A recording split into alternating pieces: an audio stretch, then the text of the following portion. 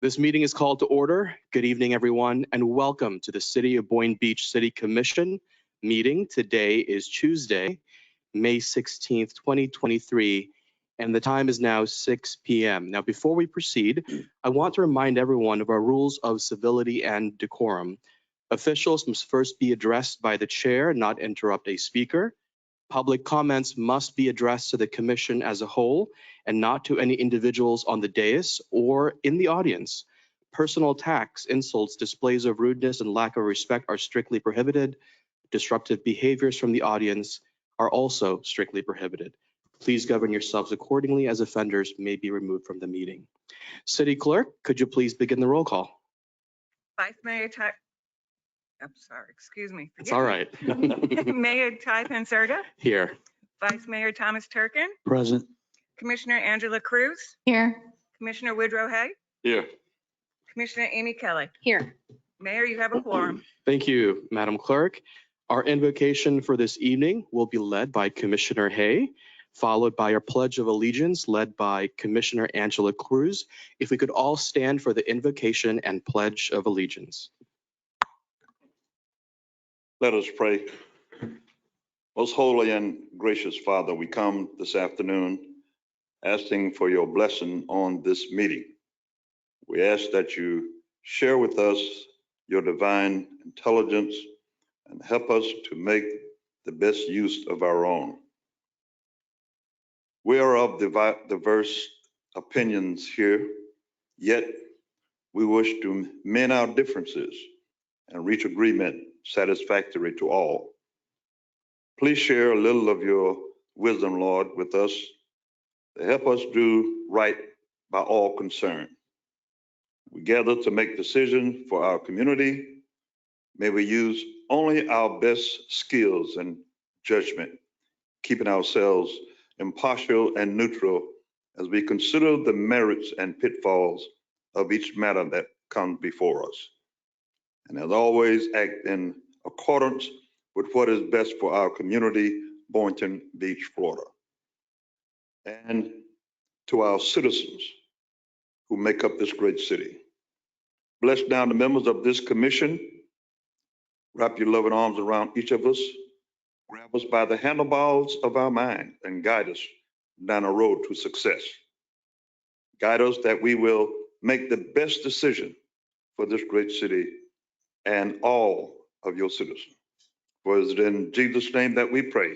Let every heart say amen. Amen. To the flag of the United States of America and to the republic for which it stands, one nation, under God, indivisible, with liberty and justice for all. Thank you, everyone. Thank you, commissioners. We are moving on to agenda approval, additions, deletions, reorganizations to the agenda. I'd like to begin on my left with Commissioner Kelly. I do not have any. All right, thank you, Commissioner. Commissioner Hay? I do have one item that I would like to move up on the agenda based on the fact that the individual involved is above 25. And that's agenda item 12.B as in boy. I would like to move that, Mayor, just maybe right before consent agenda. That would be okay. You want to move 12B? 12B. To right before consent agenda. Yes.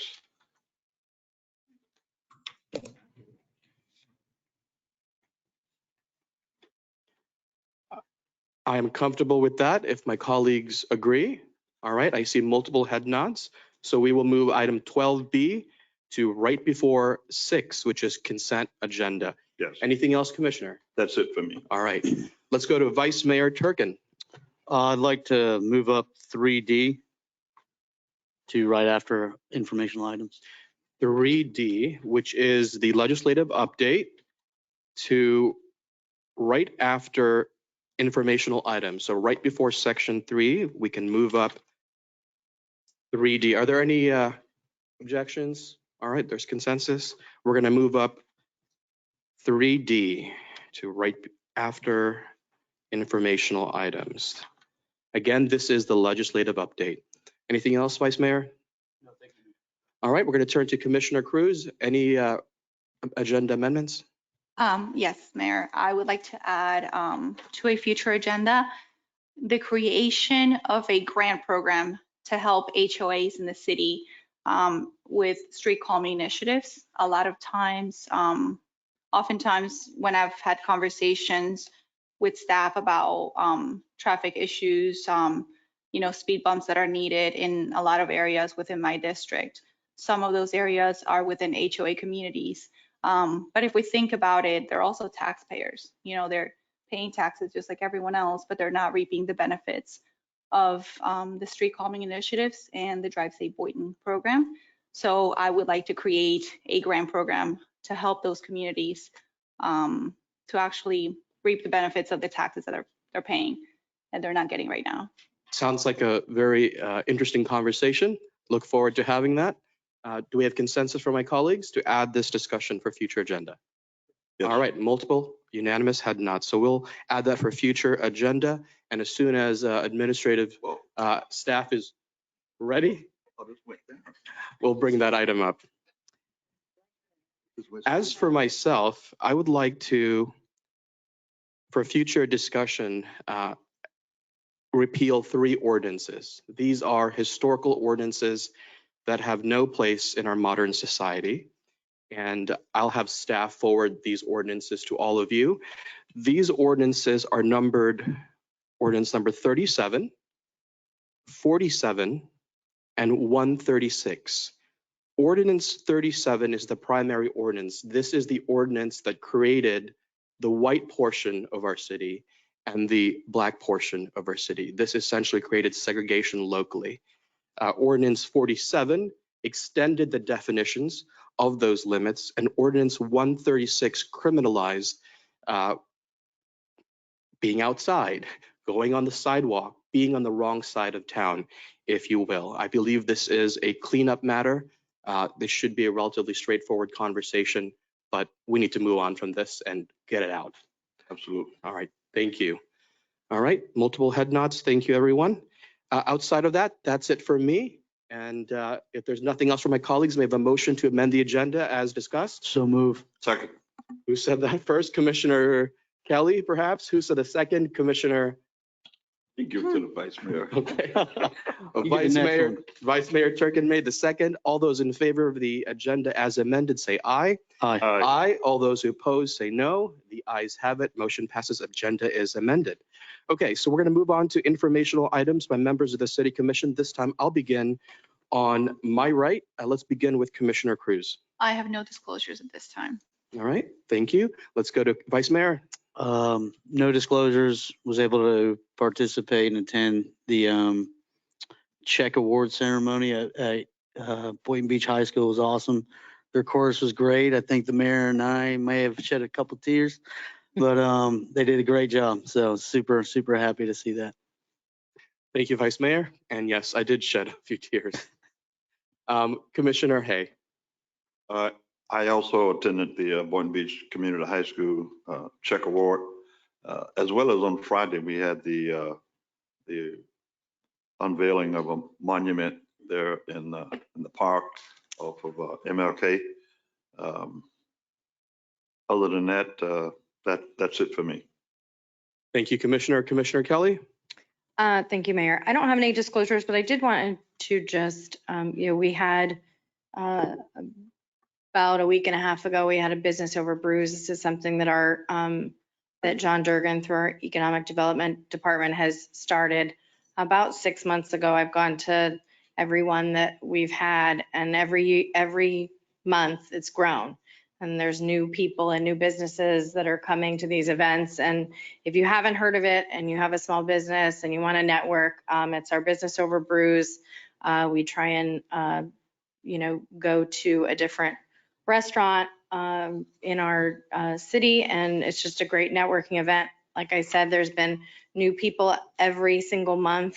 So I just want to thank, John for getting that started and having that, foresight to maybe we need to stop doing coffee because more people will show up after work than they do before work. So that's, and then just, we went to the ribbon cutting for a new holistic executive suite that was opened by two sisters who were born and raised here in Boynton Beach, and they started this executive suites with the thought that they needed a place where a nurse could go and see her patients, and a real estate agent could go in and do their job. And so if you haven't seen it and you need office space, I think they lease it out on a monthly basis, and it's a great, a wonderful new business in our city. So I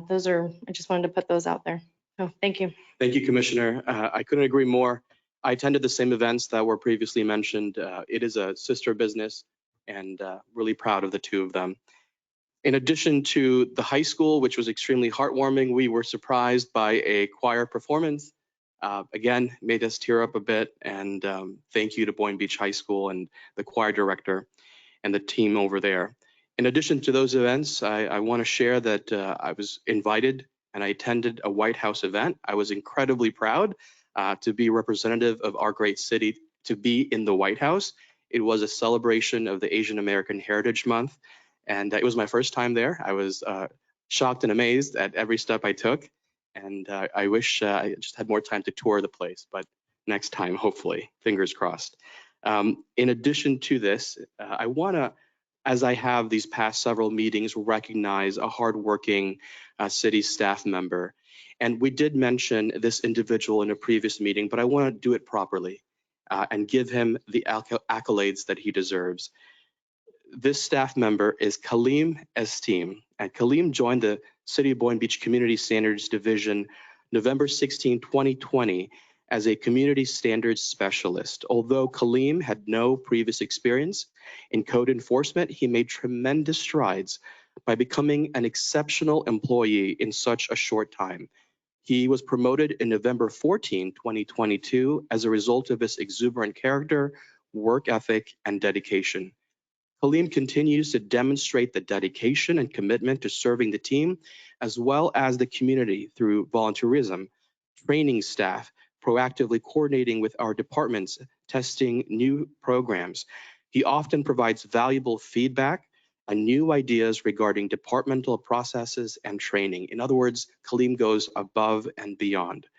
Kaleem plays an important role in keeping our communities safe and clean by eliminating blight. He continuously provides excellent customer service and professionalism when interacting with residents and business owners.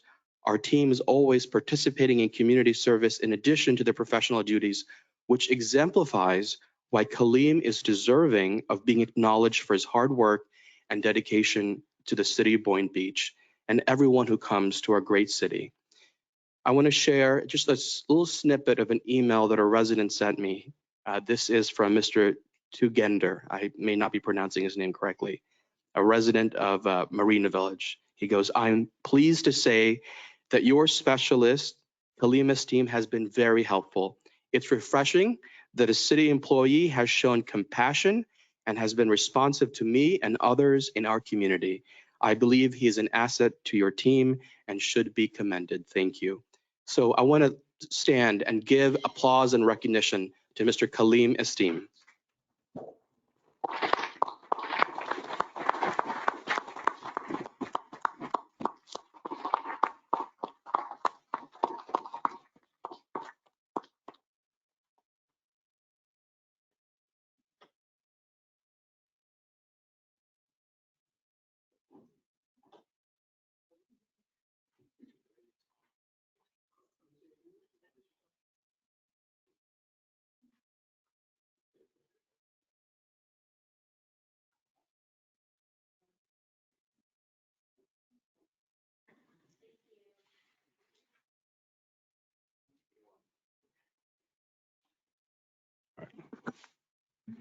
First and foremost, I want to thank the mayor, the vice mayor, commissioners, assistant city managers.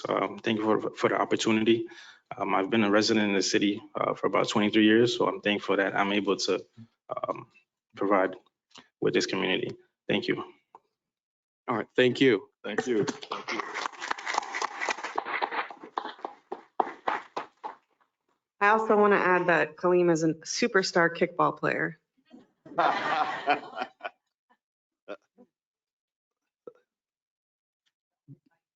Because we amended the agenda, the next item on the agenda will be what's currently listed as 3D, which is our legislative session updates. We have today two very special guests. We have Senator Lori Berman, as well as State Representative Joe Casello, formerly Boynton Beach Commissioner.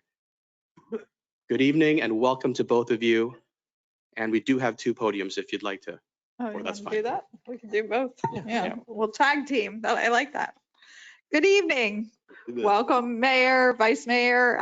Congratulations to the new council members since I've last been here. Very exciting to see everybody up on the dais. And hello, everyone. Great to see you all. So last Friday, a week ago Friday now, we finished the 60 most dangerous days in the state of Florida. And unfortunately, it was pretty intense and challenging. We did a lot of cultural war issues, which I'm sure you all heard about. I'm not going to focus on those as much, but I do want to talk a little bit about the budget and a couple of the bigger issues. And then Rep. Casello is going to talk to you more about the preemption issues, which affect your ability to govern in your own city. So the great news is that Florida had an extraordinarily robust budget. We had a $117 billion budget. And every single person in both chambers voted unanimously in favor of the budget. There are really good things in the budget for everyone. There are environmental projects, Everglades restoration, the Indian River Lagoon. There's an increase in spending per child in the budget. All state employees got a 5% raise, except for us, the legislators. We also provided for children to get insurance through the Kid Care program. So overall, and the city of Boynton Beach did well in the budget. There is an appropriation that we worked on for the Boynton Beach Fire Rescue Fire Alerting System upgrade for $800,000. So very happy about that. Make sure to lobby the governor so that it stays in the budget. The vetoes have come out yet, but we're hearing they will come out shortly, but hopefully that will stay in the budget. We did a very big tax bill as part of the budget also. There's some really great tax breaks. There will no longer be sales tax on diapers and baby products and even toothbrushes, which I'm happy about since I'm married to a dentist. And then we have a lot of sales tax holidays that you'll be hearing about, Freedom Summer, tool sales tax holidays. And we put away, the really good news is we also put away over $10 billion for reserves. And, we need to also recognize that the budget took advantage. Part of the reason why we're also doing so well is we had a very big amount that the federal government gave us. They gave us about $41 billion of the $117 billion budget. So really happy about that. Overall, worked out to be a great thing for the state of Florida. Very concerned about some of the bills that passed and how they'll affect us. The bill that I'm most concerned about was the school bill. We are going to be giving every parent up to the amount of what is the per child spending, which is about $88,500. So, we've heard all about this is the money following the students, but some of these students have never been in public school ever, and now their parents can apply for a voucher. They did it in Arizona, and it cost them much, much more. And if we had unlimited funds, I'd be okay with it, but it's a zero-sum game. and I'm worried about how this is going to affect our public schools. We did do something called the Live Local Act, which is for affordable housing, which we all know that's a crisis here in our state. And that was one of the priorities of the Senate President. I'm really happy to have supported it. We're putting hundreds of millions of dollars into affordable housing. We're putting money into the SAIL program, which is the apartment incentive program, as well as the SHIP program. And we're also giving $100 million to Hometown Heroes, which people can use to get down payments. There's a lot of different ad valorem tax exemptions to incentivize affordable housing. There's even a new tax donation program to allow corporations to direct up to $100 million annually to the SAIL fund. There is something that you all should be aware of. We'll see how it all plays out. And that is if you build a certain percentage of affordable housing in a commercial or industrial area, that you will have to waive any zoning and height restrictions. So that could be a problem. Let's see how it works out. If it's a problem, we'll come back and try and do a glitch bill or something about it for next year. The other area that I particularly was concerned about was that we did pass what they call the permitless carry bill. So now people will be able to carry guns without any training requirements. So yeah, I'm very concerned about that. We will see how that plays out. So I'll let my colleague talk to you a little bit about the issues of that really the things that you are allowed and not allowed to do, because unfortunately we did a lot of preemption again this year. So go for it. Thank you, Senator Berman, commissioners, mayor, city manager. It's good to see you all again. And my good friend Andrew Mack over there. It's been a long time since I've been in this chamber. It's good to see some familiar faces, some friendly faces. Believe me, being in Tallahassee now for 5 sessions, I truly, truly miss local government. You have no idea how much I miss it.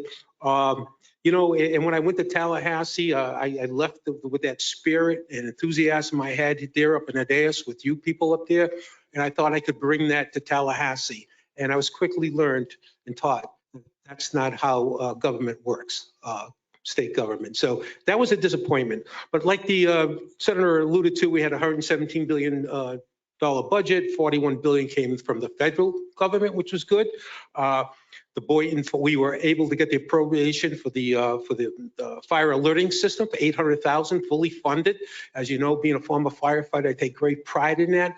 And when we get appropriations, it's a team effort. It's a team effort on the Senate side, the House side, and our great lobbyists. And we are so blessed to have him here, both in Boynton and Delray, Matt Flores. So next time you see Matt Flores, make sure you give him a pat on the back and say a job well done, because he really, really works these appropriations hard. With that being said, we had a legislator, we passed about a little over 200, 300 bills this year. There was 1,828 bills filed.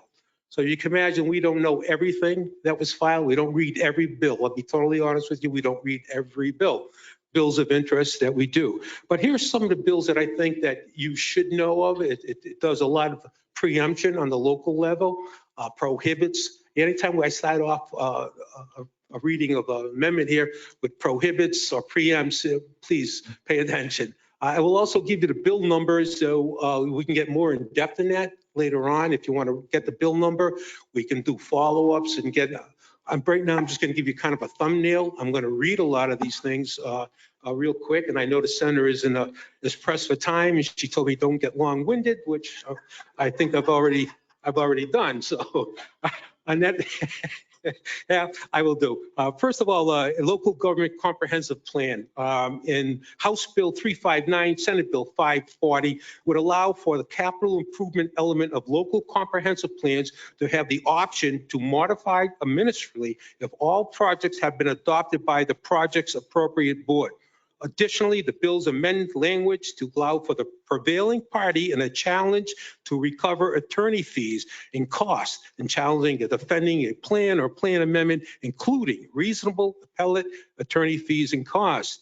This bill also prohibits local governments from enforcing any land development regulations other than those related to density or intensity or any institutions with the Florida college system.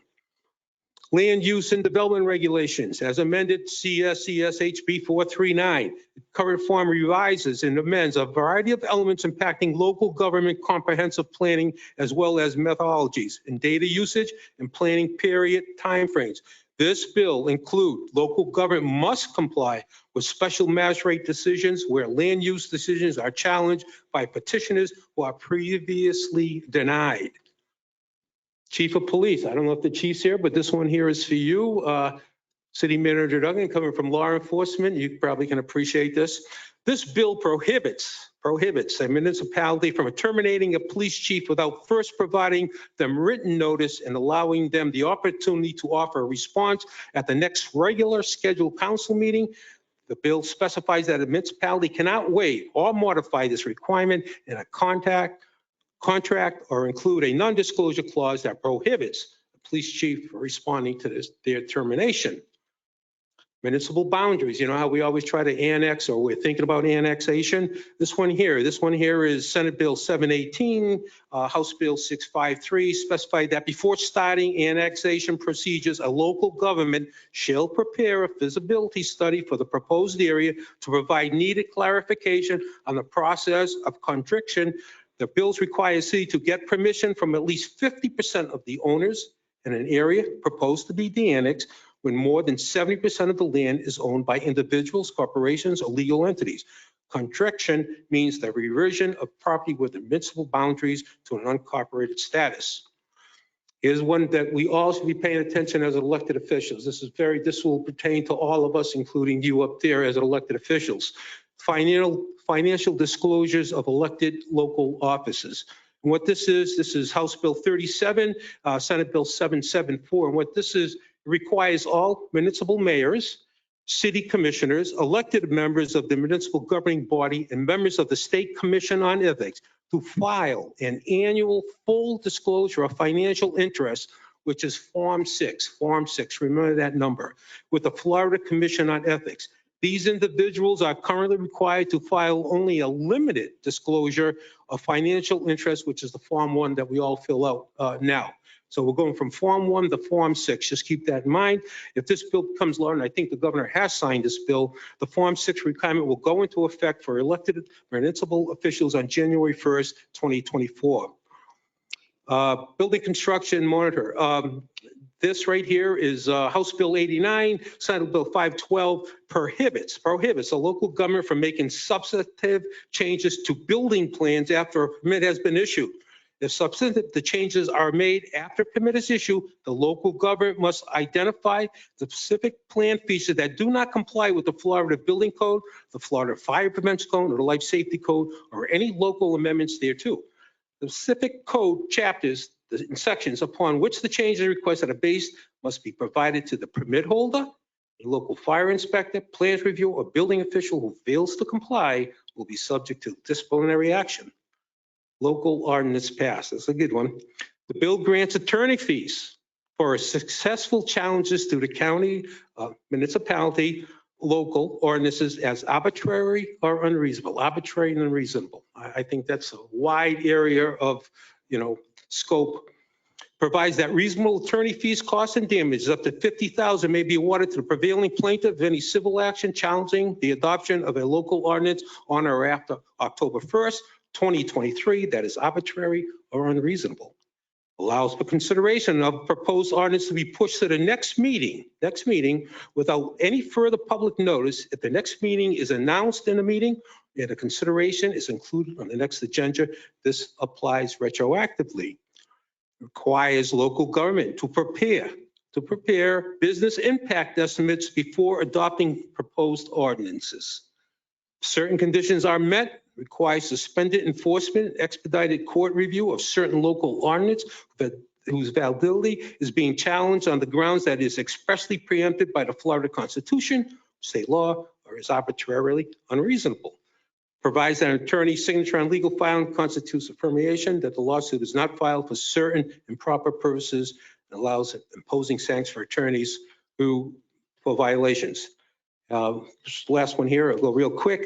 This is House Bill 14-7 residential. This grants a full and complete preemption of all landlord tenant issues in the state.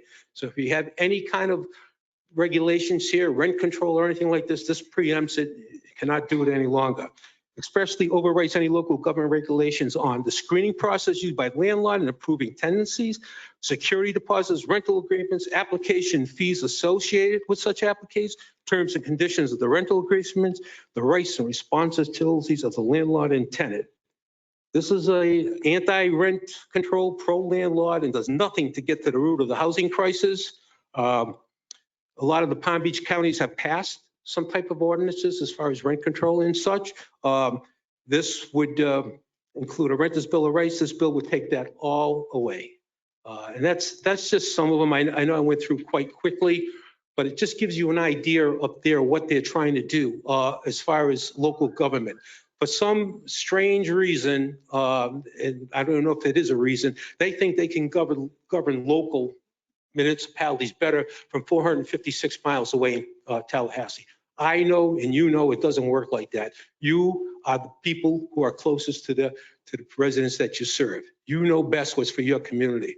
In one committee meeting, I asked a bunch of my committee members, how many of you been to Boynton Beach? We're passing, not one of them raised their hands. I said, so how can we pass a law or get through a committee meeting trying to tell me what is best for my district when you never even visited? But that's the mindset up there. Sorry, Laurie, Senator Berman, I will say no more on that. I just want to say one more thing on that gun throw.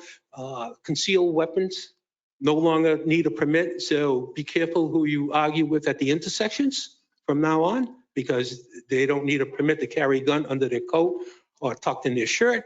And I can assure you, coming to a session near you, there will be a bill out there to have open carry. Okay, and so you might see people walking down with holsters or a rifle slung over their shoulder. Listen, I'm a Second Amendment guy. I believe in the Second Amendment, but I think we've got to have some kind of guardrails in place to protect our public. So that's it. Thank you. Thank you, Representative, and thank you, Senator, for your presentations. I'm going to turn now to my colleagues for questions and comments while you're here. Commissioner Kelly, let's begin with you. I don't have any questions. Just thank you, both of you, for your hard work this year. It's been, I know I've been watching from here, and it's been a troubling session. So just thank you. Every year we fight for home rule, and it's a fight that, we are constantly battling, with Florida League of Cities and on every level. So just thank you for your work and trying to keep that, here local. Thank you. Thank you, Commissioner. Commissioner Hay? Great job, guys. You got your finger up for a reason?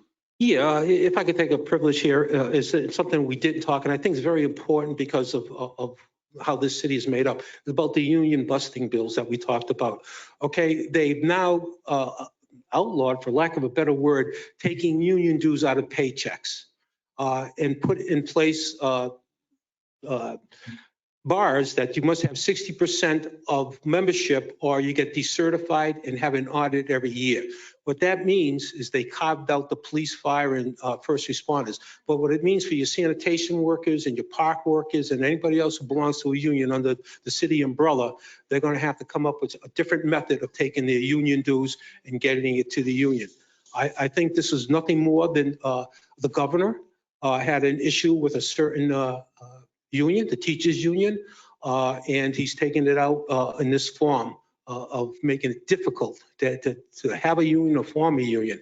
I know my good friend and your friends here, who was a former city commissioner, Justin Katz, CTA president, Classroom Teachers Association president, now is working diligently to get something in place to make up for the lack of the dues taking out. So that's all I wanted to add. Thank you. Thank you. Commissioner Hay? Just two quick questions. Has there been any discussion about homeless? That's a problem that's facing all cities. I don't know if there's any discussion at the state level trying to address that. Commissioner Hay, if I may, is that no? That the simple answer to that is no. And the things that are important to us as citizens here, okay, in community, is affordable housing, insurance rates. We talk more about gender affirmation of bathrooms than we did on insurance. It's the craziest thing you ever want to experience up there. So the short answer to that is no.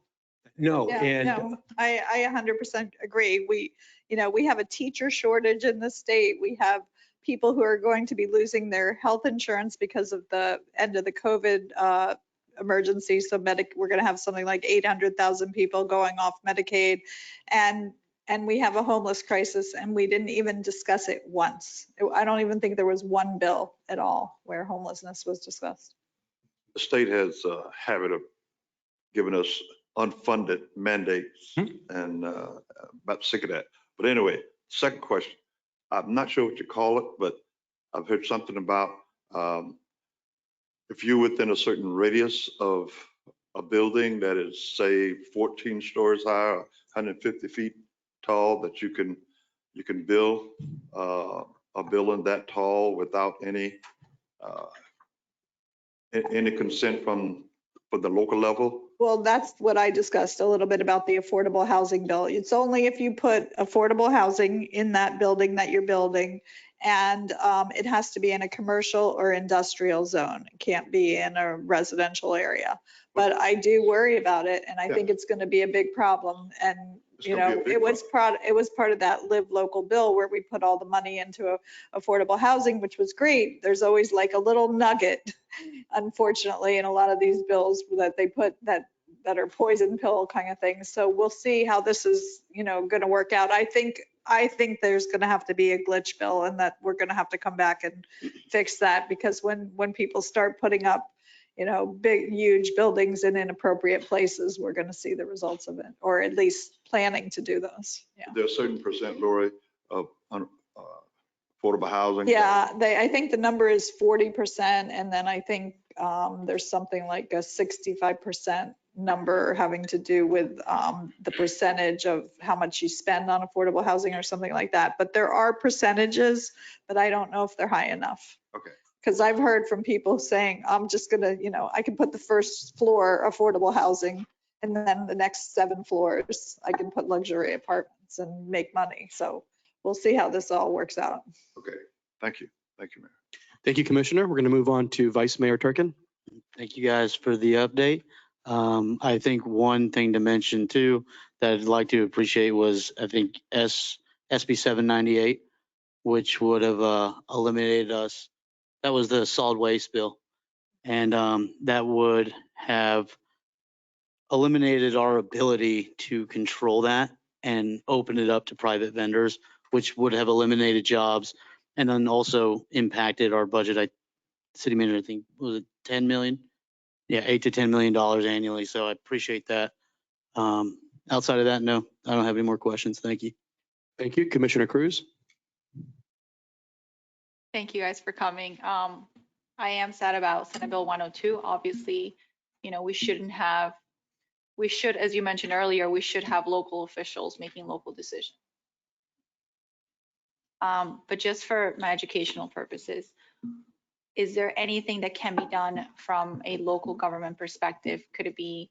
Would it take maybe a constitutional amendment, theoretically speaking, to undo that part, the preemption part, or that would just be kind of like nothing we can do? You can always repeal a law, so you don't need a constitutional amendment, but that means you have to get the 51%. Right, exactly. So it's unfortunate. Yeah. I want to thank you both for being here and for your presentation. We appreciate it, and we look forward to working with you in the future. We're so happy to represent all of you, and thank you for having us this evening. Yeah. All right, thank you. It's a pleasure being back here. Like I say, it's the new city hall, new commission, but we still face some of the problems that we faced, commissions ago. Commissioner Hay, maybe representative someday. Commissioner Hay, you've been here, and your guidance and cardinal knowledge of the city goes a long way in helping make some of these decisions. So thank you. We're a good team. Thank you. All right, thank you, everyone. We're going to move on with the agenda.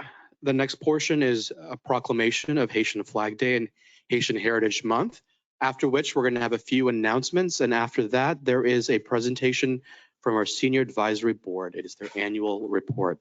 So the proclamation for Haitian Flag Day and Haitian Heritage Month reads as follows. Whereas the growth and prosperity of the city of Boynton Beach is due in part to an ethnic diversity that includes a substantial and rapidly increasing Haitian population, and whereas the Haitian population in South Florida joins together during the month of May to commemorate their Flag Day and celebrate their historical and cultural indemnity, and whereas the city of Boynton Beach has a special relationship with Haiti through our sister city, Lake Cayenne. I'm not sure if I'm pronouncing that correctly, but I'm sure someone will correct me. That was good? All right. Lakai, there we go. Whereas it is appropriate to promote understanding of cultural diversity in our society in order to strengthen the self-esteem of our multicultural community. Now, therefore, I, Typin Serga, Mayor of the City of Boynton Beach, Florida, do hereby proclaim the 18th day of May 2023 as Haitian Flag Day and the month of May as Haitian Heritage Month. Thank you.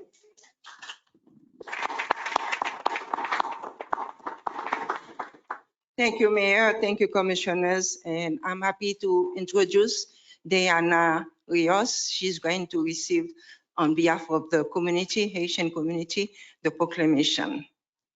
Let's take a group picture first. Hi. How are you?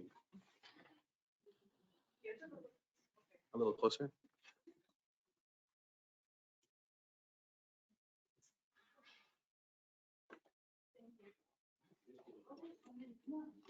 One more? Yeah.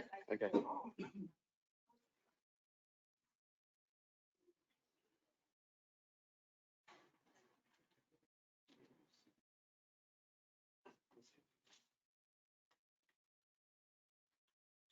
On behalf of the Haitian community, I would like to thank you, Mr. Mayor, and the city of Boynton Beach for being part of the Haitian Flag Day celebration. It means a lot to us. Me, as a Haitian woman, came from Haiti after the earthquake. Now I'm an ESOL facilitator at Plumosa School of the Art. So we would like to say thank you again, and we really appreciate it. Thank you.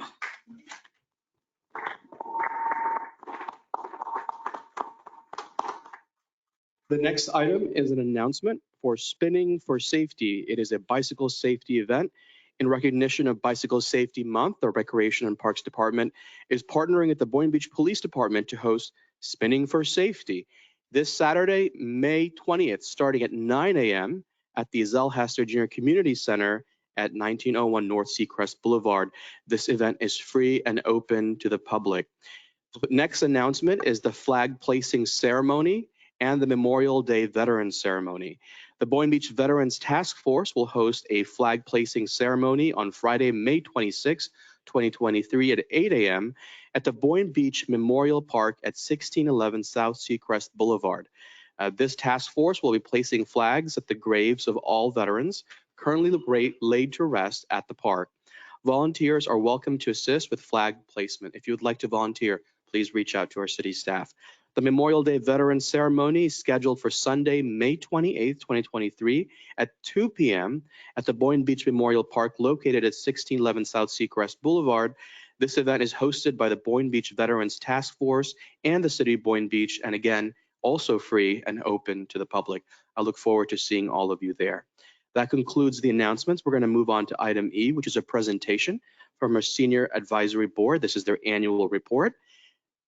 I would like to call up the members of the Senior Advisory Board, particularly the chair, Ms. Watson. Good evening, welcome. We look forward to your presentation.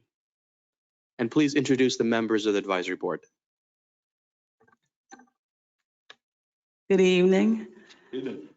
We're the Senior Advisory Board of Boynton Beach. I am Sandra Watson, the chair. Hi, Marcia Levine, board member. Ann Swiner, board member. Jim Cizik, vice chair. So good evening again to the mayor, vice mayor, commissioners, city manager. Oh, we got somebody else. Oh, come on. One more. One more. Renee Gallagher, board member. And city commissioner in his absence.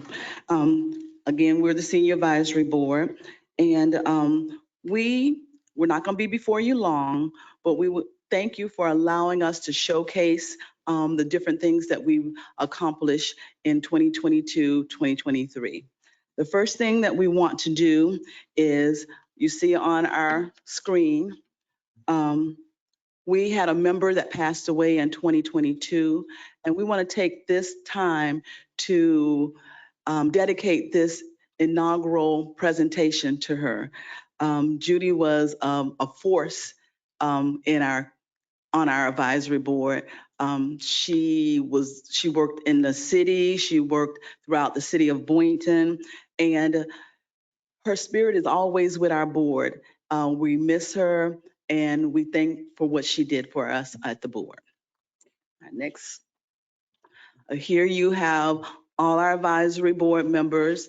Danny Farrell was our vice president. He stepped down, but he was an active member when he was on the board. So this is listing our board members and our alternates. Next. And we have been busy. We've been a really busy board, and we are so proud of the things that we've done. And we're going to show you in our presentations exactly what we've done. Our first thing is our first big initiative. Our first big initiative, next slide, is our senior resource list. And we're going to let Marcia tell you about our senior resource list. Thank you. Hi, everybody. Marcia Levine, board member. When I came to the board, I realized that there was a lot of work to be done. They had started to do a lot of work, and we had had a lot of people coming to visit our board. A lot of members from the community, a lot of resources were coming, and we realized that we needed to have a centralized, maybe a list of sorts. Eventually, we'd like to have a paper list of sorts that we could hand out, but we needed to centralize this list. So we came up as a board with a possible idea to have a resource list.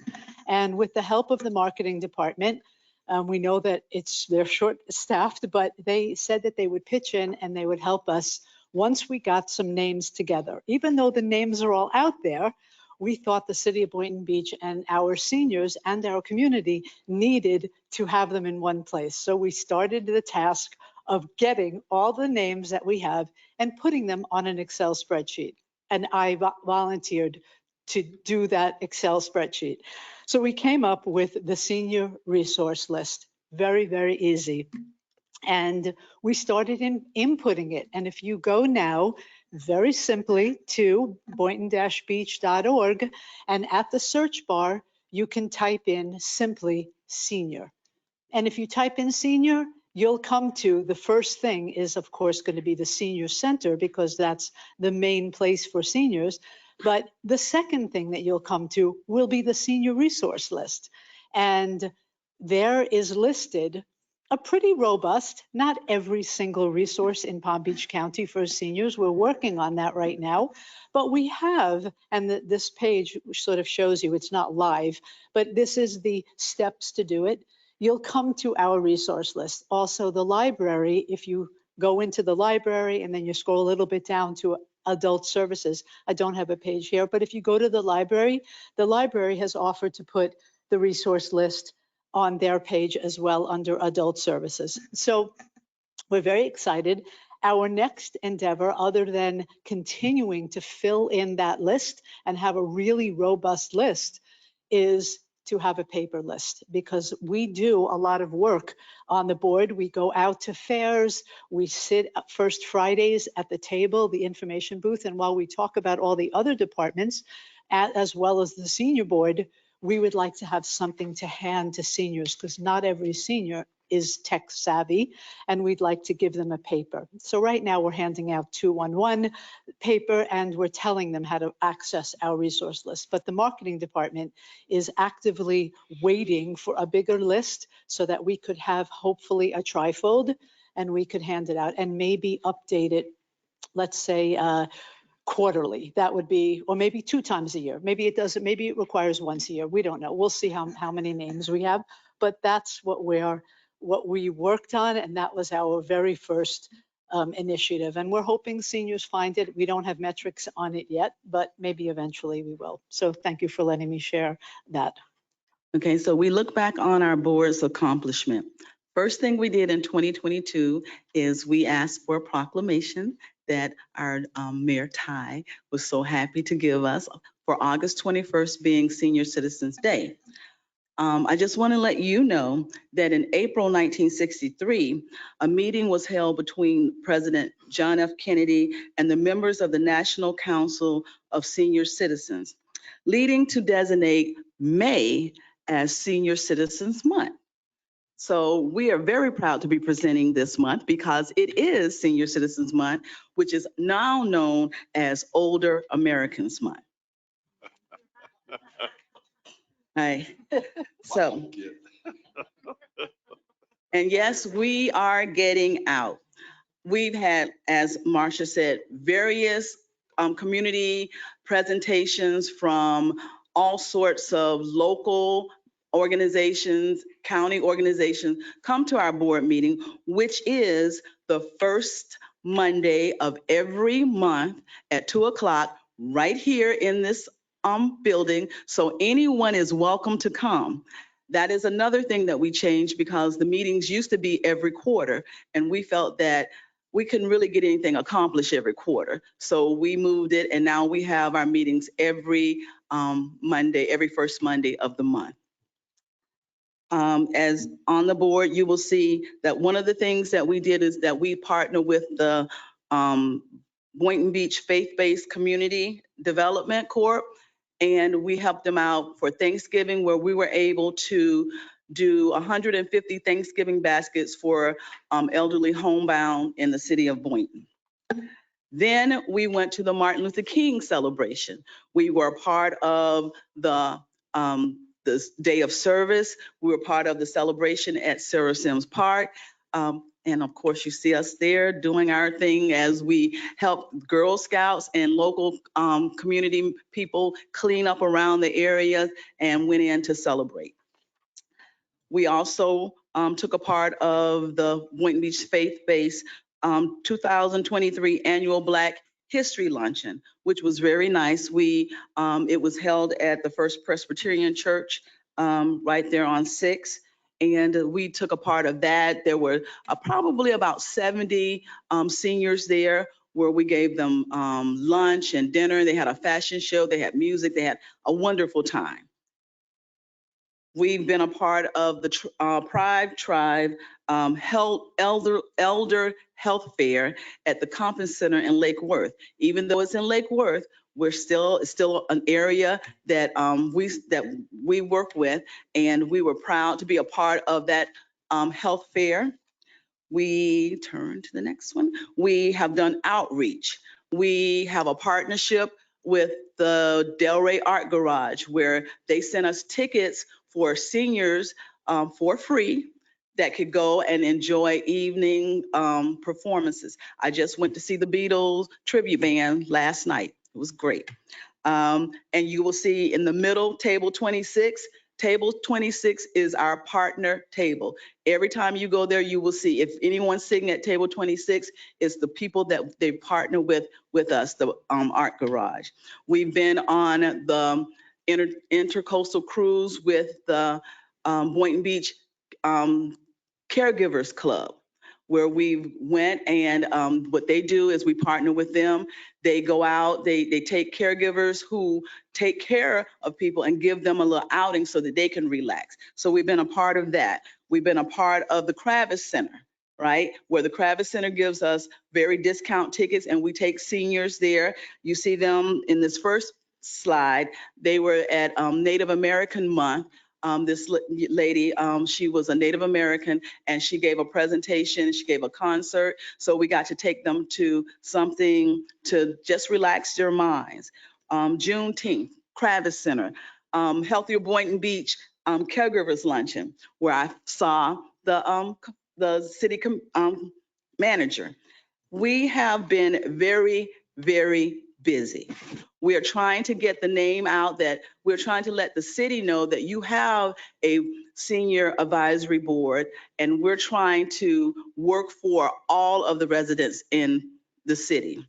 We have some things that we have on the board, on our agenda, that we want to work. We want to work with the First Friday so that we can have a band that kind of like focus on senior music. We want to have a senior dance party, maybe even a senior prom. We want to have senior events, some signature event that we're trying to work on. And all of the things that we've already done, we just want you to know we've done it without a budget. So just to let you know, think of the things we can do if we had a budget. So we just want you to just keep us going. And if there's anything that you think that you would like for us to do, or you have any suggestions, we're more than willing to listen. And maybe you guys can come to our meeting and give us some suggestions that we can work on. I just want to add one thing.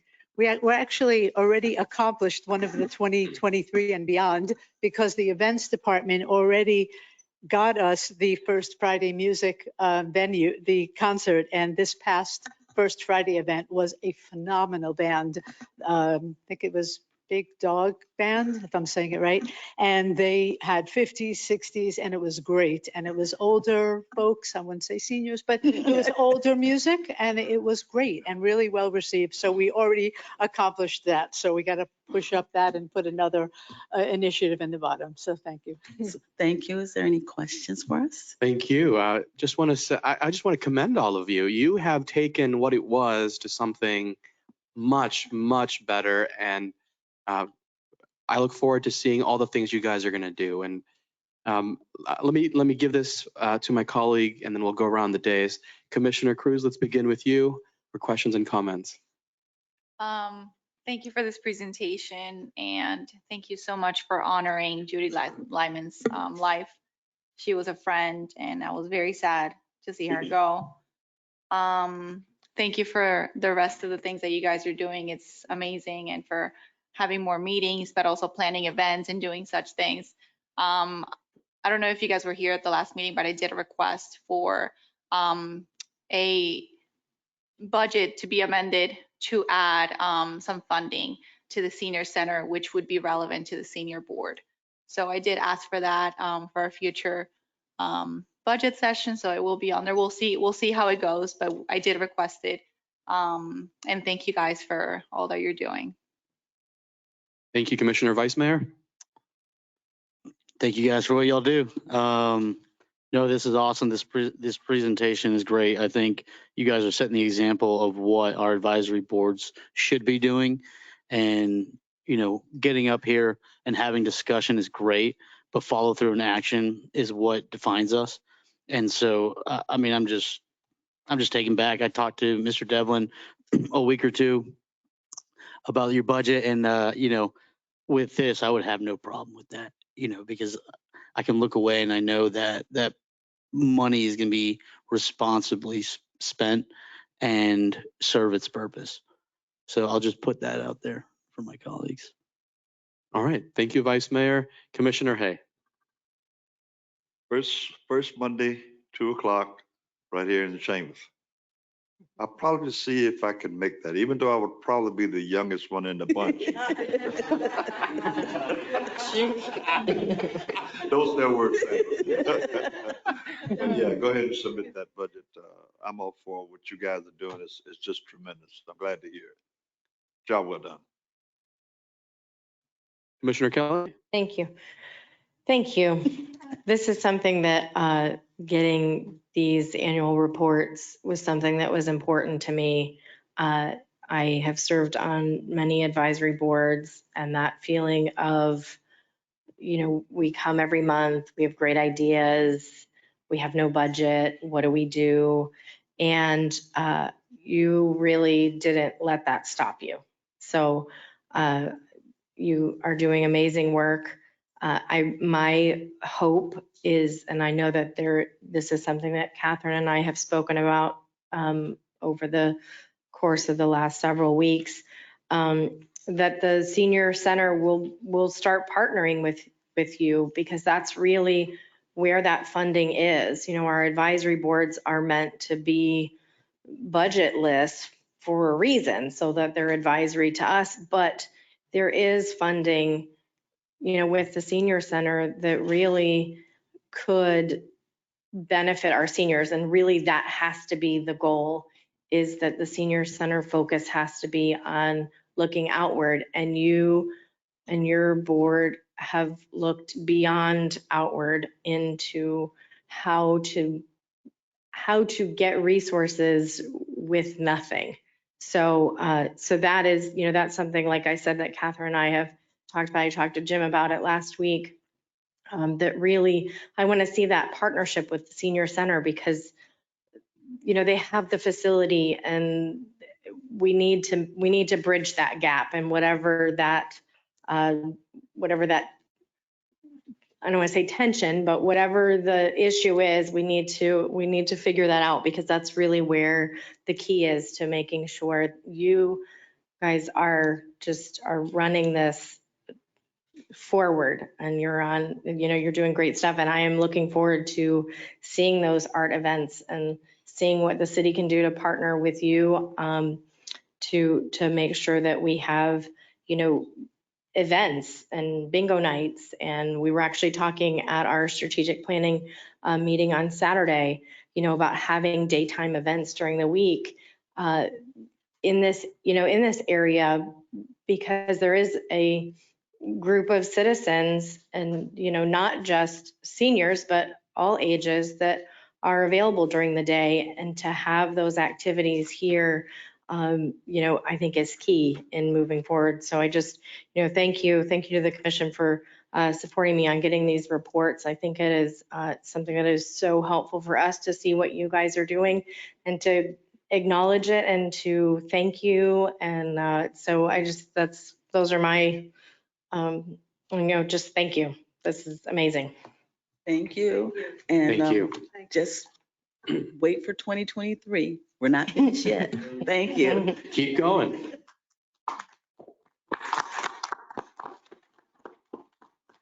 All right, that concludes all of our announcements and presentations. We're going to move on to the public audience portion of this agenda. This is for non-agenda items. As always, you have 3 minutes per person. After we have finished with those in the chambers, we're going to go to those online. For those of you online, we will take digital hands raised up until the very last person has spoken in the chambers. All right, so we know the drill, 3 minutes per person. Please state your name for the record. We've got 2 podiums. We can go back and forth. And let me get the timer ready 1 second. All right. Cindy Falco Di Corrado. Just for the people that came here from Haiti that want to raise their flag, I just want to let them know the rules of our land.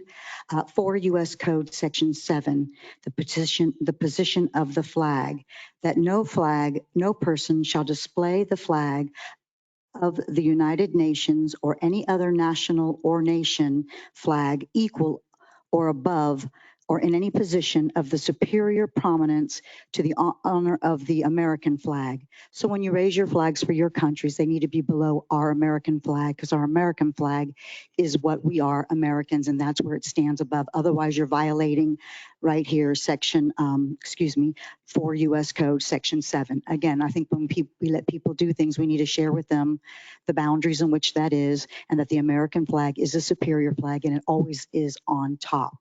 Another thing I would like to share, which I know a lot of people was brought to you by Lori Berman, that it wasn't a good thing, but what you don't know is that your rights were already taken away. You're only getting a small privilege back, as in our Second Amendment states. It says a well-regulated militia being necessary to the, I'm a little bit older, so I fit in that senior category, to the security of our state, that we have the right of the people, and to also to bear arms, and that right shall not be infringed upon.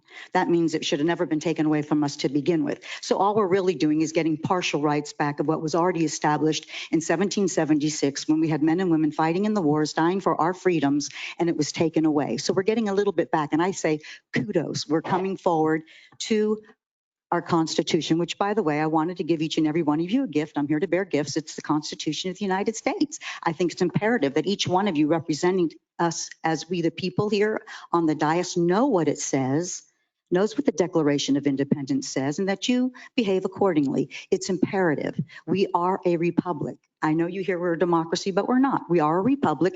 There are people still here that know the truth, and we are here to tell the truth, speak the truth, and continue to stand in truth. So I'd like to pass these to. Who do I give these to? And I did want to make another, before I finish, I would like to make another statement. I have inquired many months ago in regards to how to put an emblem on the roadside like the LGBTQT flag. I got back a very sassy letter from our clerk of court in regards to the fact that it wasn't asked any questions. Well, I was asking for where was the permit, and I was asking for what are the stipulations, what is the size, what do I need to do? And so it just said it was null and void. They weren't going to answer me. Basically, the bottom line. That's kind of not like, hello, we the people had asked a question, and I didn't get an answer, and it was disrespectful to me. That's all I'd like to say. Thank you very much. Thank you. Next speaker, please approach the podium. Also, there's free classes if y'all want to take them online. It's really free. All right. Harry Woodworth, live here in Boynton Beach. Two things I just wanted to give some attaboys, I guess, to your city manager who's been putting up with Inca here graciously for the last 6 months. He gets a lot of calls you probably don't know about, maybe Woodrow does. We're trying to get Inca back up and running. It's 30 some years now. COVID beat us up pretty bad, but we're getting it back, and we took some of the issues that Inca has brought before the commission for 20 years that I know of. And we made a list, we put it together. We met with Dan several times, actually. The last meeting was 2 weeks ago. It was kind of a breath of fresh air. That meeting cured some of the perceptions that have been going around about the service level of the city. They may be perceptions, but perceptions are fact. And they reestablished some trust. Within 24 hours of that meeting, there were 8 work orders. Okay, I think I've gotten 30 follow-ups since then. We've been going back and forth. We're trying to figure out what the word done means. We're getting there. And I just wanted to say, thank you, really sincerely thank you. I don't agree on everything, but this benefits the city. You got 30 people last night that heard the story. Mr. Skeptic got up and said, this works. This little BB thing works. Use it. They were as skeptical as I was. I really want to give a shout out. He's putting up with a lot of crap from us. The process is working. That little software thing works. And how these 8 work orders go will determine. I mean, our thing is like, we for 20 years have been getting this, or my dog ate the homework, or more excuses than why I can't do my job. I've worked for 50 years and I never got to tell my boss why I couldn't do my job. I doubt many of you have get that opportunity either. I don't think anybody's going to get mad if we go over and pick the trash up on federal property or state property along US 1. I don't think the railroad's going to get really angry if we pick up the 20 empty tar buckets that have been sitting up there for 6 months. I just don't think anyone's going to get excited about that. Why don't we just go do it instead of this? He's helping us get that done. Second thing I wanted to bring up was I went to the strategy workshop Saturday. Pretty excited about that. I gave up my Saturday. A couple other people did. Last one of those I went to, about 40 people showed up. I think there might have been 6 or 8 of us in the audience. There was no opportunity for public input, none on the agenda. You graciously modified the agenda at the first break when we complained. However, we still had nothing to look at. Nothing was appearing on the screens we could follow. If you don't want the citizens' input, what we need, what we want, or what we feel we want, just say so. Okay, there's no point in having a meeting with no opportunity for public input on something as important as the next 15 years of the city. So maybe we could do better for the 30th. Thank you. Thank you. Next public comment speaker, please approach the podium. Good evening. My name is Brother Victor Norfus. I live at 225 Northwest 6th Avenue. I am one of the newest members of the Historical Preservation Board. The reason why I joined the board is because we're about to celebrate 100 years of segregation. The reason why I'm up here is to ask once again that we need a historical park, not just for African Americans, but for all the people in the city that did good. One of those individuals was Reverend Butler. As many of you know, there were two main figures during the fight for segregation. That was Reverend Butler and Mayor Canute. Reverend Butler was the only one that was able to win in court and get a settlement from the city for his property. They didn't stop segregation, but they did say you had to give a fair amount for his property. His property was where Veterans Park is right now. What I wanted or was asking is there is an area behind the park that people use just for general parking. If we could create an area or a historical park in that area, not just for Black Americans, but for all Americans in Boynton that did positive contributions for Boynton, that would be a good opportunity for us to recognize them. As a computer person, I know that you can create a scan code that will link you to the information that's on the city website. So we could have a scan codes for different individuals that did positive things in the city at that location. People could just scan it in, pull it up, whether they read it or they read it. It gives them information about us. Now, Reverend Butler, he founded St. John Missionary Baptist Church, as well as about 5 other churches in Boynton. He owned the first community store that had shareholders, Black and white. When he won the lawsuit against Mayor Canute, they basically just tore his property down. So he never actually got the funds that the court system said he should have gotten. In the end, they eventually moved because the Ku Klux Klan had a threat on his family. So what I was asking is, Mayor Canute and Reverend Butler were at odds. We do have a Canute Road. We can create a unity park out there in recognition of the city. But the place that I was asking that we do something is right behind Veterans Park, because that's where the store was, that's where his home was, and that was the main person that was fighting for unity, trying to keep the city together. It wasn't about for Blacks or whites. He wanted all of us to live together. And I'm also tied to it because he created another community store, which my grandfather worked and ran for him. My time's up, but I thank you for listening. Thank you, sir.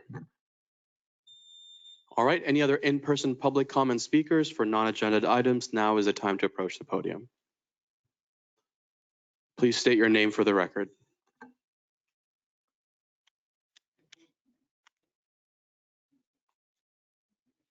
Excuse me.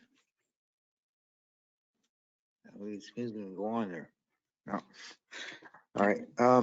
Thomas Jerry Thiebaud is my birth name, but everybody knows me as Nature, Nature, and that definitely fits me best.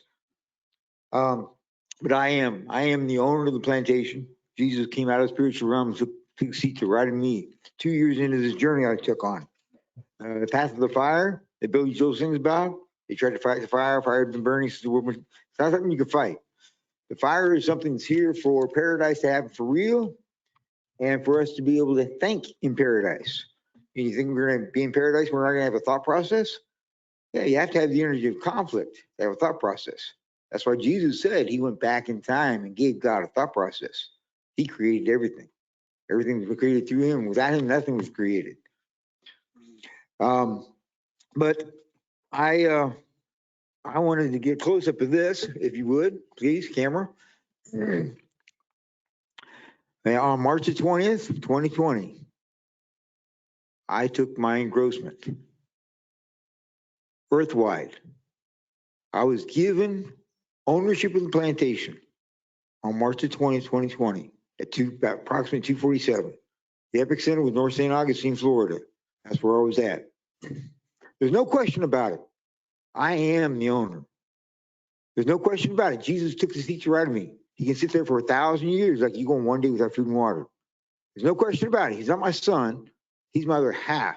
There's life and death. When he comes back, it's written he'll be as a thief in the night. Jesus' definition of a thief, kills, steals, and destroys. That's what he'll be doing when he comes back. He'll be a perfect deceiver. Realize he's perfect, both God and perfect devil. Actually, not devil. That's mankind's made up belief. Antichrist. He's both. Yeah, like I said, I'm not his father. I am the creator. I know how to go back in time and create the energy that creates everything. Without my knowledge, energy cannot exist. Here's the problem mankind has, though. Okay? If I go back to the dinosaur days, or if I go forward to the dinosaur days, mankind will not be a thought in life's mind. I will fix the problem that mankind was created to fix.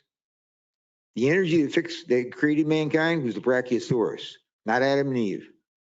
I know how to fix that problem. If you all don't want to work with me to make paradise happen for real, stop trying to control people and manipulate people to promote the self-destructive system and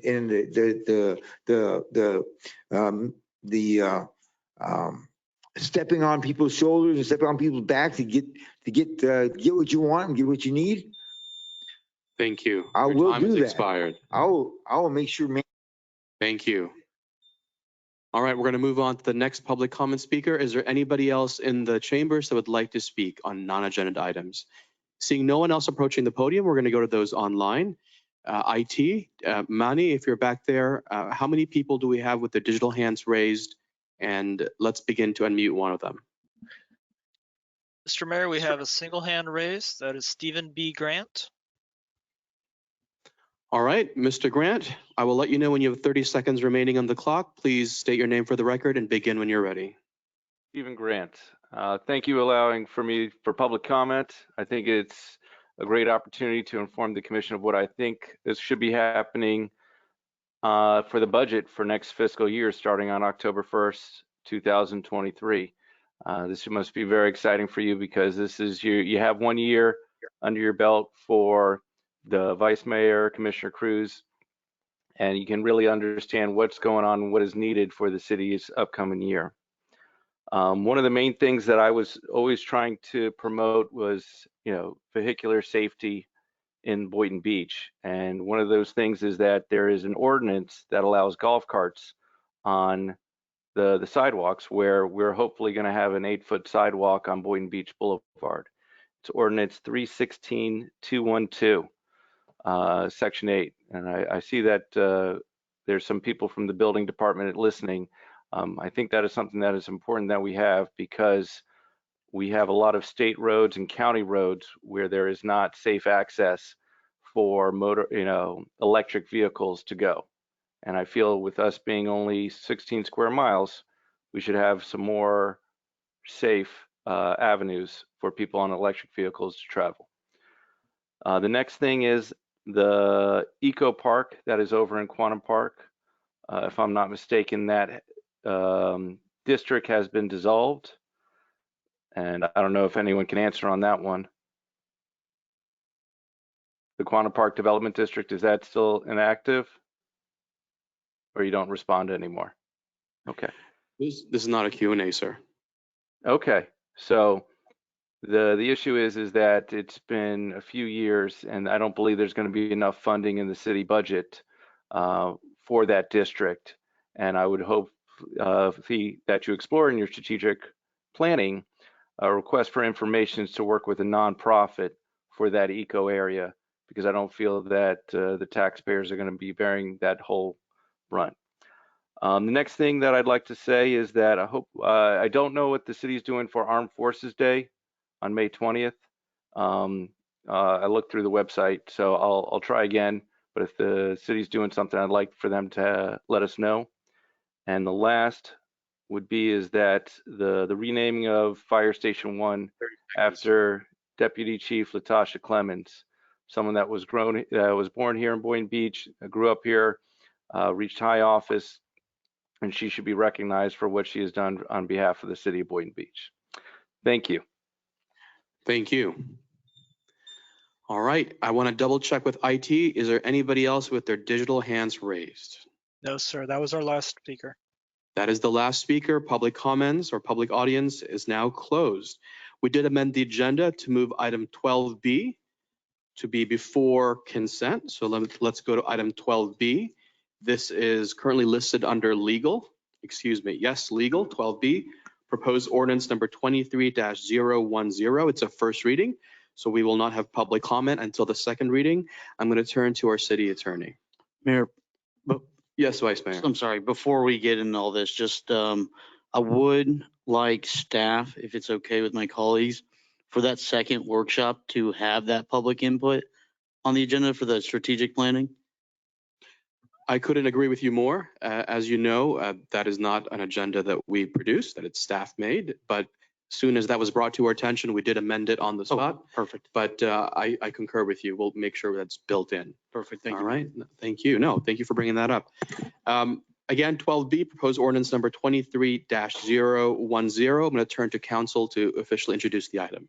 Mr. Mayor, I'll read the title and ordinance number 23010, an ordinance of the city of Boynton Beach, Florida, designating the Meeks property located at 413 Northeast 12th Avenue, Boynton Beach, which is more fully described herein as a local historic site, and the addition of this 1941 wood frame vernacular one-story single-family house to the city's local registry of historic sites, providing for a non-severability clause and providing for an effective date.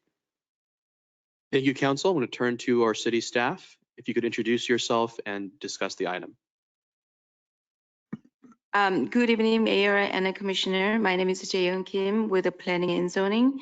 I'm here to present a local designation of a 413 Northeast 12th Avenue. Manny, can we have a slide? PowerPoint?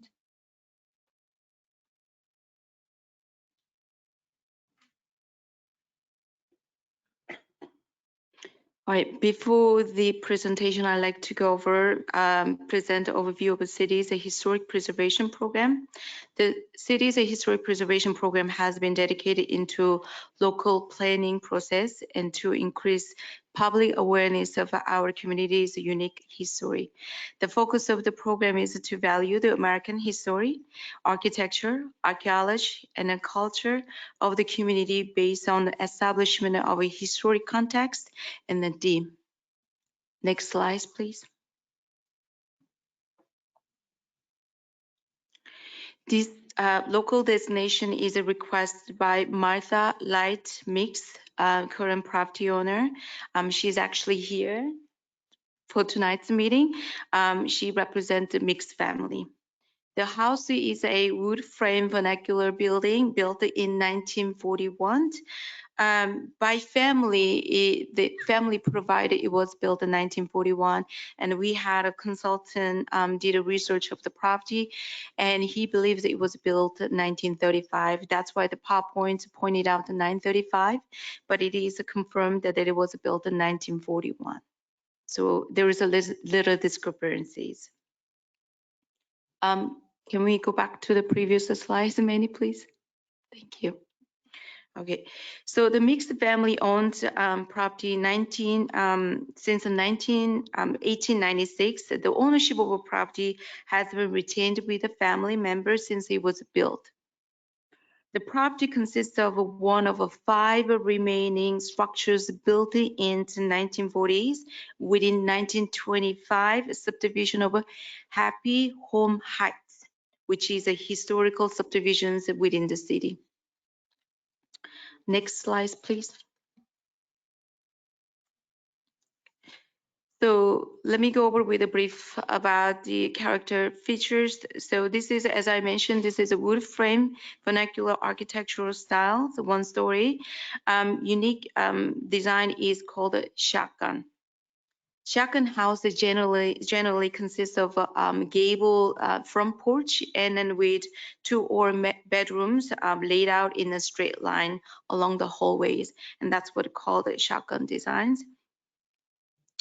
On the roof, 998 square feet. Under AC, currently it's shown as 880 square feet, 1 bedroom and 2 bedroom and 1 bathroom. It has exposed laughter on the roof overhangs, which we don't see it oftentimes these days. And then this is has a wood siding. Next slide, please. Alterations and additions. Front porch was enclosed sometime, and then they used jalousie windows.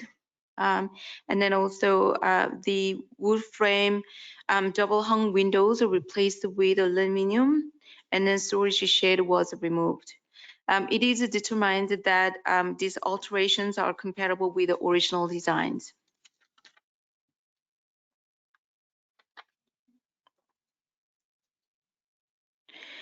To qualify the historic designations, the individual properties must have a significance in American history, architectures, archaeology, engineering, or culture, and possess an integrity of the location, design, settings, material, workmanship, feelings, and associations. Based on these criteria, on April 10th, the Historic Resource Preservation Board recommended approval of a local designation of 413 Northeast 12th Avenue, which is a subject property. Lastly, we have Michael Rump. He is here for any additional questions. He worked very closely with the city's consultants when from last year. We had a city consultants look through all the historical elements of this property last year. We also have a mixed family, Mr. Norfus here with his mother, Martha Light Mix, for any additional questions. That concludes my presentation, and I'm here for any questions. Thank you, Ms. Kim. I'm going to turn now to my colleagues, beginning on my left, Commissioner Kelly. If we have any questions for staff, Mr. Rumpf, or the Meeks family, they are available. Commissioner?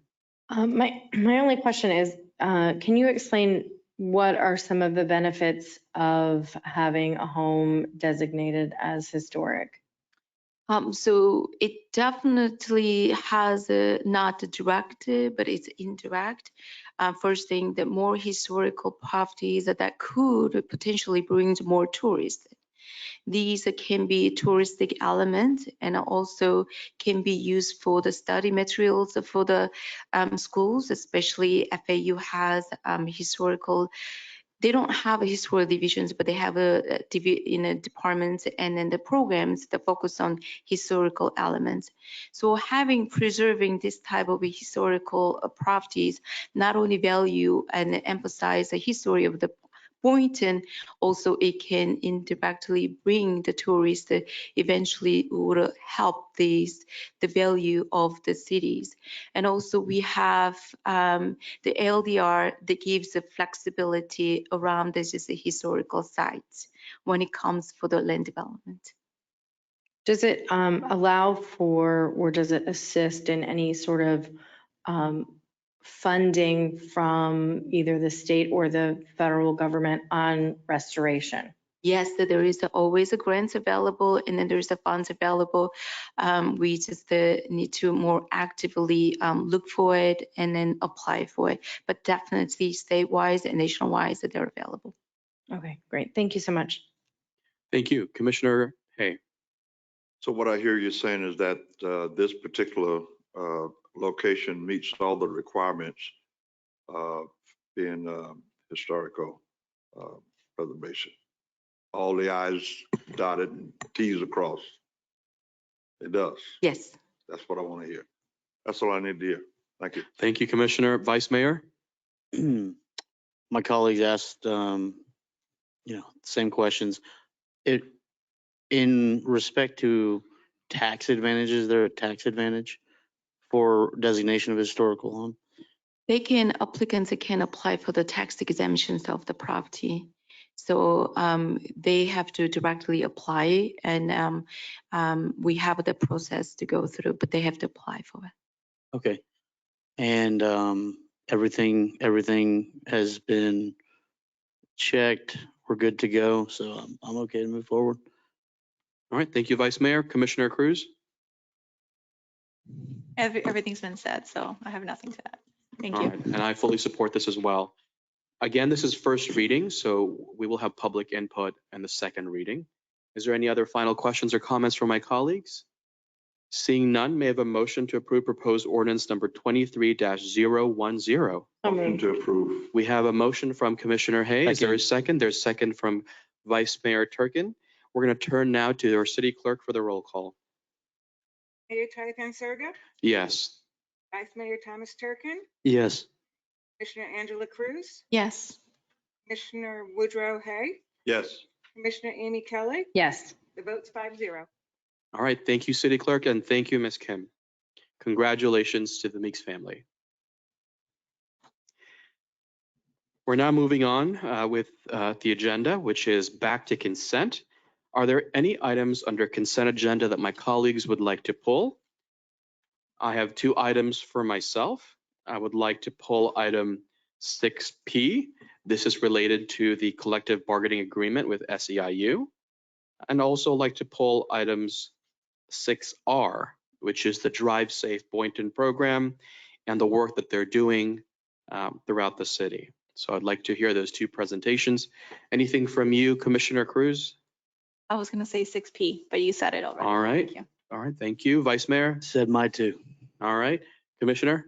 Those are mine too. Okay. Those are mine. All We're right. good. That makes it easy. May I have a motion to approve the remainder of the consent agenda? So moved. The motion was from Commissioner Kelly. Was there a second? Commissioner Hay. All right. All those in favor of the remainder of the consent agenda say aye. Aye. All those opposed, the ayes have it. Motion passes. Let's begin with item 6P. This is proposed resolution number R23-065. This again is the collective bargaining agreement between the city and SEIU. And we have at the podium our Director of Human Resources, Ms. Tennille DeCoste. Thank you so much. Oh, 1 second. Oops, Go sorry. ahead. Go ahead. Good evening, Mayor, Vice Mayor, and Commission. Tennille DeCoste, Director of Human Resources and Risk Management, and I'm going over the SEIU Blue Collar CBA.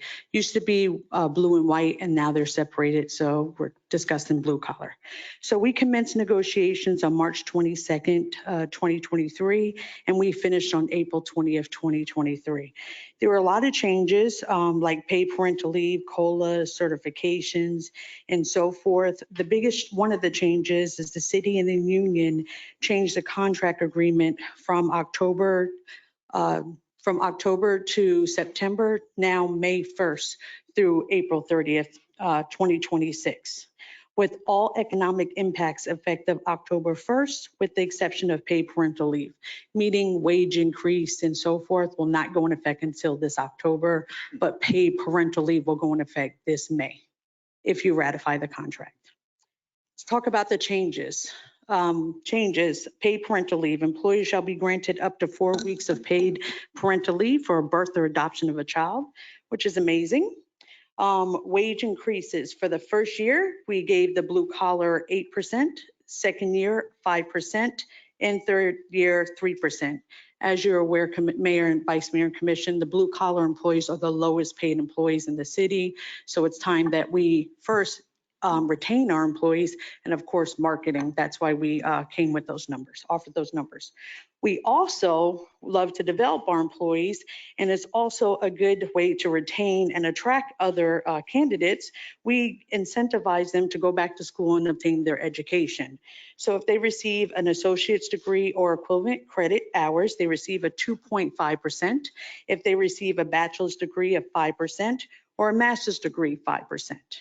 We also, because of inflation, we increased shoe allowance from 1,000 to 2,000, shoe voucher from 150 to 200, and sunglasses allowance from 200 to 250. We also added Juneteenth holiday, which is very important, and also holidays considered time worked towards the calculation of overtime. There were some minor changes that we did, like cleanup language and so forth. I do want to say there are some savings. Before, for our blue collar, especially in utilities, they used to get called out on the weekend 3-4 times a call in the evening. And we would have to pay them a minimum of 3 hours per call out. Imagine that. So now, because we placed this language in the contract, there shall be only one call-out premium per 24 hours, meaning if they get called out 2 times, they're only going to get 1 call-out pay. So we didn't give them the whole house. We did get some savings as well. We also, employees who are eligible to receive up to 10 bonus vacation hours per quarter, meaning if they don't use their sick time, they receive the 10 hours. We were already giving them that, but it was 8 hours. We just increased it to 10 hours. So not only did we give them the increases to make them, to be marketable, first of all, and to keep our wonderful staff who actually, we love the city manager. He does run the city and the commissioners, but our blue collar employees are out there, utilities, public works, that, don't get the recognition and aren't paid correctly. So that's why we went to the table and made those concessions with them. For the first year, the cost is $483,000. The second year is $301,000, and year 3 is $181,000. Total cost is $966,257.84. And this is enterprise fund, not general fund. And that concludes. City manager requests approval. Thank you so much. I heard so many good things in that presentation. I'm going to turn to Commissioner Cruz for questions and comments. My questions were answered during the agenda review, so just happy to see this. I know that, as Andrew mentioned it during the agenda review, our blue collar workers are the lowest paid in the city, so we want to continue to move in that direction. Thank you. Thank you.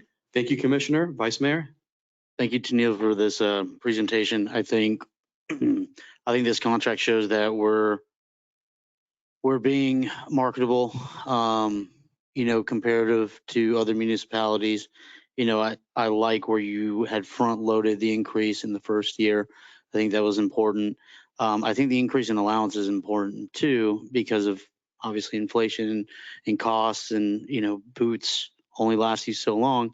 Right. I think it's also important to note that a lot of these individuals live in the city, and they obviously work in the city.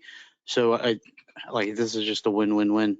And so I just want to thank you for going to the table and coming back with something palatable, and that that I can stand behind, and hopefully the rest of my colleagues. Thank you. Vice Mayor. Thank you. Commissioner Hay. I think it's been stated very well that we support this. After we do the 853, what would you say we stack up after all of that is done? Would we be in the middle comparative to other cities, or bottom or top? I think we still have more work to do, but we have to, work within our budget, what we can afford. So we're getting there. We're not at the top, of course. There are other cities a little higher than us, but I think this is a step towards fixing that should have been fixed a long time ago. Okay, thank you. Thank you, Commissioner Kelly. Yeah, Commissioner Hay, you just asked, kind of my question is where this places them in relationship to other cities. And I'm, like you said, Tennille, this is a step in the right direction. I think we just continue to make those steps and show the employees just how valued they truly are by, making these changes, but then making the other enhancement changes that you've made that just, show our employees just how appreciated they are. So just thank you for working hard on this and all the other benefits that go along with, with our employees. So thank you. Thank you. I've already spoken to you in private. This is something that I'm very happy about. As I mentioned, this is about correcting the past so we can move forward and truly be competitive and do the right thing for our people. Paid family leave. Absolutely. I'm just going to leave it there. All right. Thank you so much. If there's nothing else from my colleagues. Motion to approve. All right. Excellent. I heard a motion from Commissioner Hay. I heard a second from Vice Mayor Turkin. All those in favor say aye. Aye. Aye. All those opposed say no. The ayes have it. Motion passes unanimously. Thank you. We're going to move on to item 6R. This is the Drive Safe Boynton program and the work they're doing throughout the city. Thank you, Mr. Guzman. Good evening, Mayor, Vice Mayor, Commissioners, my esteemed colleagues, members of the public. My name is Mario Guzman, Director of Public Works. So this is to approve 6 installations. When I say installations, I mean 6 different applications that were submitted through DriveSafe. So what does that mean? That means 16 speed humps added to the city, additional pavement markings, and we are going to be addressing ADA crosswalks, particularly by the school district. And that actually was initiated through a resident that brought that to our attention. I believe the president has a map on the locations, which is Southeast 31st Street, Southwest 11th Avenue, Southwest 13th, Northwest 1st, Northeast 1st Way, Northeast 20th Ave, and we have one on Orange Street as well. So like I said, these were all vetted through our DriveSafe program. It's been a hit. We are definitely promoting that to the community, let them know how we can get speed up humps in their respective neighborhoods. All right, thank you. Let's begin with Commissioner Cruz. Same, I mean, agenda review, you guys went over it. Really happy to see 2 of these projects happening in District 1 and the remainder are happening in District 2, I see. So just really happy to see it. We need more, but thank you for all the work that you've done to get to this point. Awesome, thank you. Thank you, Vice Mayor. Mario, thanks, man. And thanks, Gary, as well. Andrew, thank you.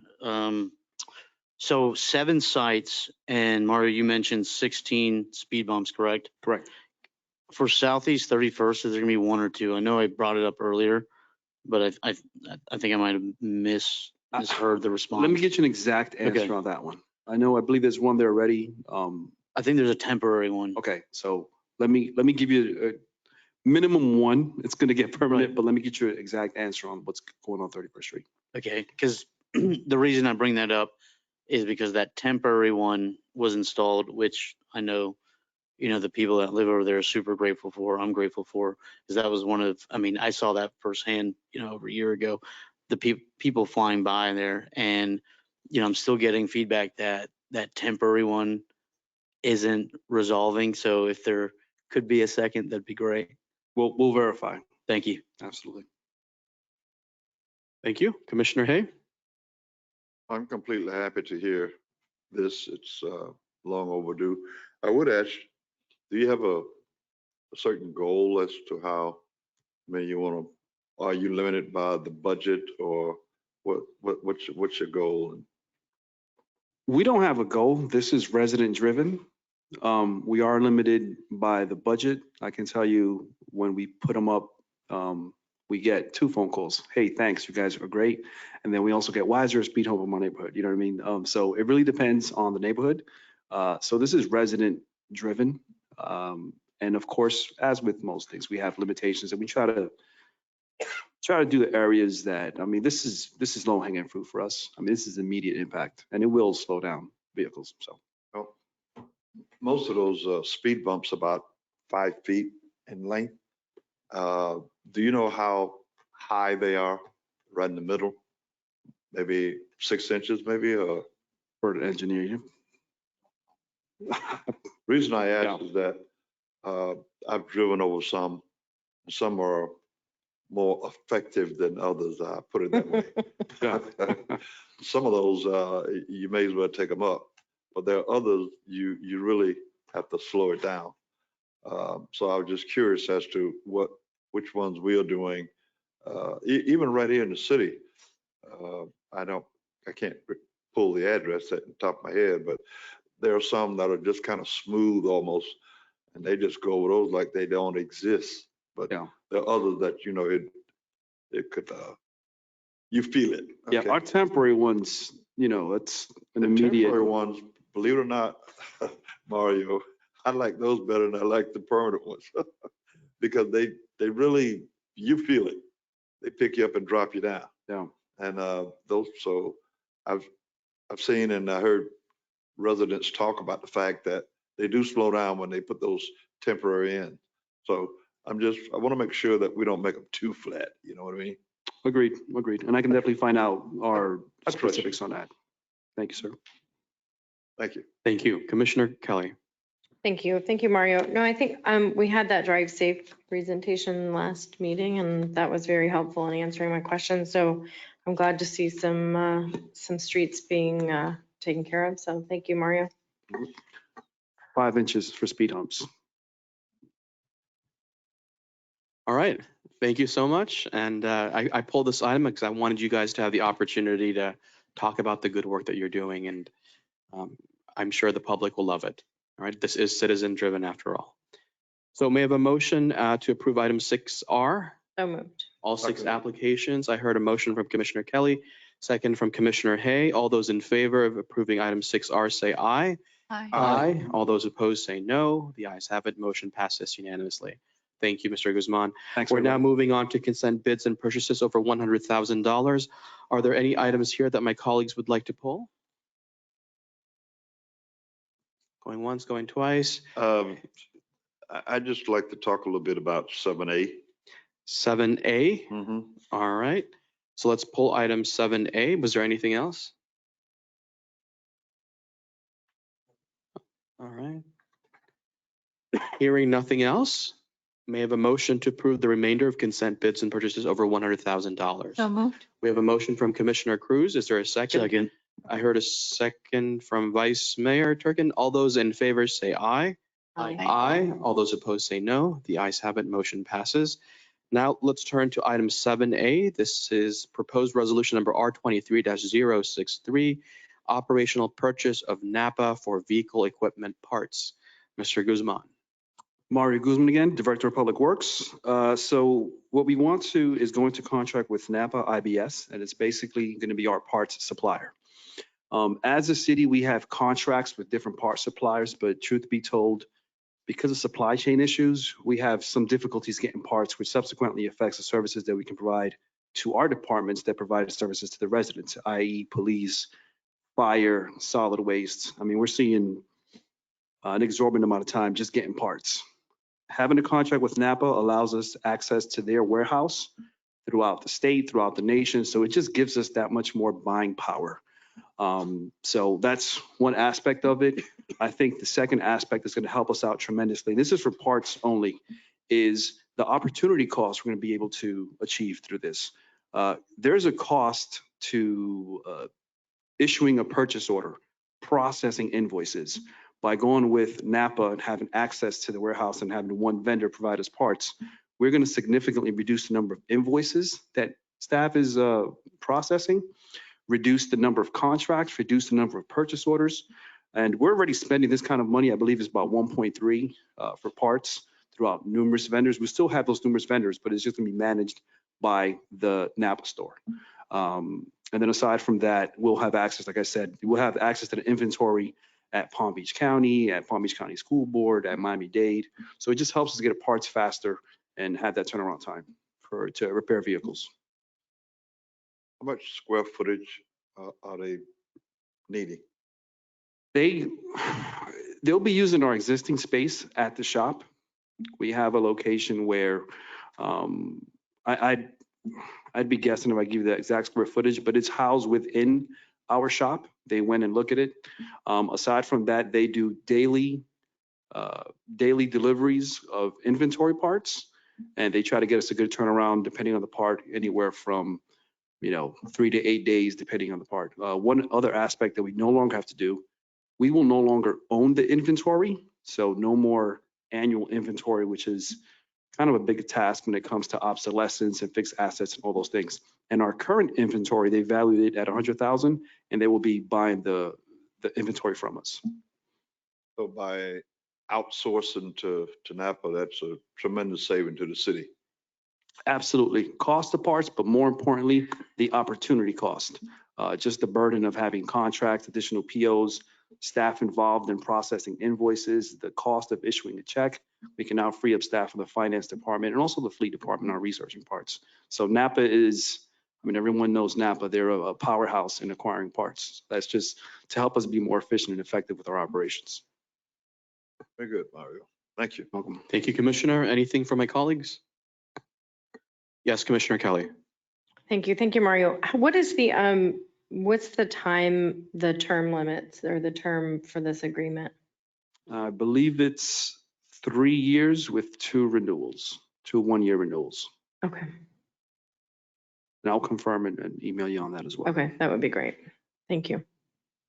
Yeah, no, I think it's great if we can save money and increase, or expedite, repairs and get the vehicles back on the road. I know that that's one of the biggest issues that we have in, in utilities and in public works is getting, keeping the garbage trucks and all the trucks on the road. So I think that this is good if we can save some money and be more productive, then, it's always a good thing. Thank you, Commissioner. Yep. And I see nothing else from my colleagues. Thank you, Mario. May I have a motion to approve Resolution R23-063? So move. We have a motion from Commissioner Hayes. Is there a second? Second. From Commissioner Kelly. All those in favor of approving this resolution say aye. Aye. Aye. All those who oppose say no. The ayes have it. Motion passes unanimously. And City Clerk, if you could take note, Commissioner Cruz is absent for this vote. We're going to move on now. That concludes all of consent bids and purchases over 100,000. We're going to move on to unfinished business. This is section 10. This item was previously tabled, so the first item of business is to remove this item from the table. We have a motion to remove from the table. Motion to remove. Second. We have a motion to remove from Commissioner Hay. I heard a second from Vice Mayor Turkin. All those in favor of removing this item from the table say aye. Aye. Aye. All those opposed say no. The ayes have it. Motion passes. Item is now for discussion. Continue discussion and selection of Ukraine's sister city. Vice Mayor Turkin, this was your item, so I want to let this open with you. Sure. Thank you to my colleagues for getting to this point. Thank you, Catherine. We have Svetlana on, correct? Yes. Okay. I know this has been tabled the last two meetings. I just wanted to make sure that everyone had due diligence to look at the options. And I know last meeting there's a disconnect. Svetlana was on, so I wanted to make sure that we had representation for y'all if there was any questions. I am comfortable with moving forward. If I were to choose, I think looking at the options and comparing them to Boynton Beach in respect to our population and from a geographic perspective, I would choose Svetlana and I apologize if I mispronounced this, but Chornomorska. That's my choice. Okay. All right. Thank you so much, Vice Mayor. I actually concur with you. This is also my first choice based on, as listed on these pages, the strengths and key features of each of these cities and their industries. One that I thought we could learn most from was one that had a commercial port and marine industry. So I thought that was valuable. Let's hear from my colleagues. Let's begin on my left. Commissioner Kelly, your thoughts on Ukraine's sister city, specifically now Chornomorska.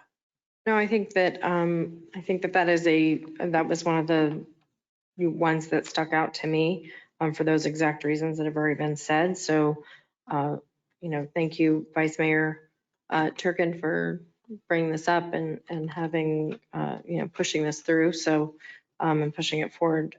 So I am in favor of this selection. All right. Commissioner Hay? On Moscow, we agree. Okay. Vice Mayor. No, I looked at it and based on what I found, I think that is the best choice. So I agree with you. I'll support it. Excellent. Commissioner Cruz, thoughts? I concur with the majority. All right. Now, it sounds like we have a motion, but before we proceed forward, this is a final decision to select Chornomorska as our Ukraine sister city. Let's open the floor for public comment since it's a final decision. If you would like to speak on this item, specifically on this item, now would be the time to approach the podium. Let's begin with those in person, followed by those online. All right, seeing no one in the chambers approaching the podium, let's go to those online. IT, is there anybody with their digital hands raised? Mr. Mayor, I have no hands raised this time. All right, public comments on this item is now closed. Vice Mayor, would you like to make the motion official? Yeah, so move. Second. And with that, I just want to say thank you again to all my colleagues. Thank you, Svetlana. I think next steps, we'll have Vajil, I think is the head of that municipality, maybe link up with our great mayor here, and can't wait to see the day that they shake hands and meet. All of us. All of us, yeah. That would be ideal. Yeah. All right, we have a motion from Vice Mayor Turkin. We have a second from Commissioner Hay.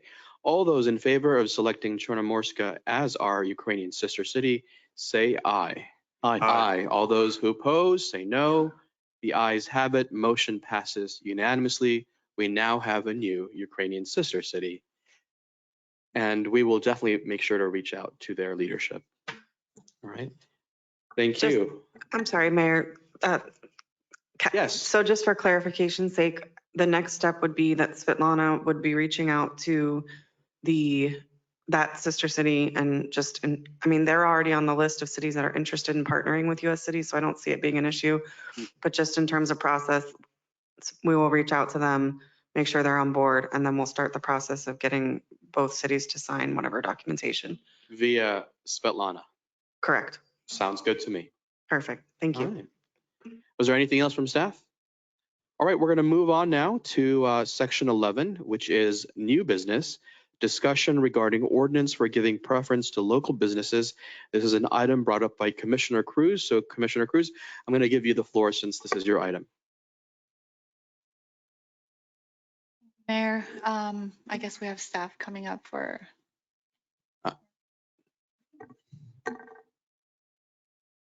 All right, I see we have staff persons at the podium. Please introduce yourselves. Mike, it's not on. Not on. Good evening, Mayor and Commissioners. Mara Frederickson, Director of Financial Services, and Christina Pinto, our Purchasing Manager. We don't have a presentation for you tonight. We are here to answer questions for you based on this discussion. So the reason why I brought this up, it's because I was speaking to a few local residents who happen to have Boynton businesses. And as I'm walking my dog, they're like, hey, why is it that the city of Delray Beach gives us preference and the city of Boynton Beach doesn't? And I was like, oh, wow. So started looking into it, talked to staff a little bit. And thank you for providing the backup documentation.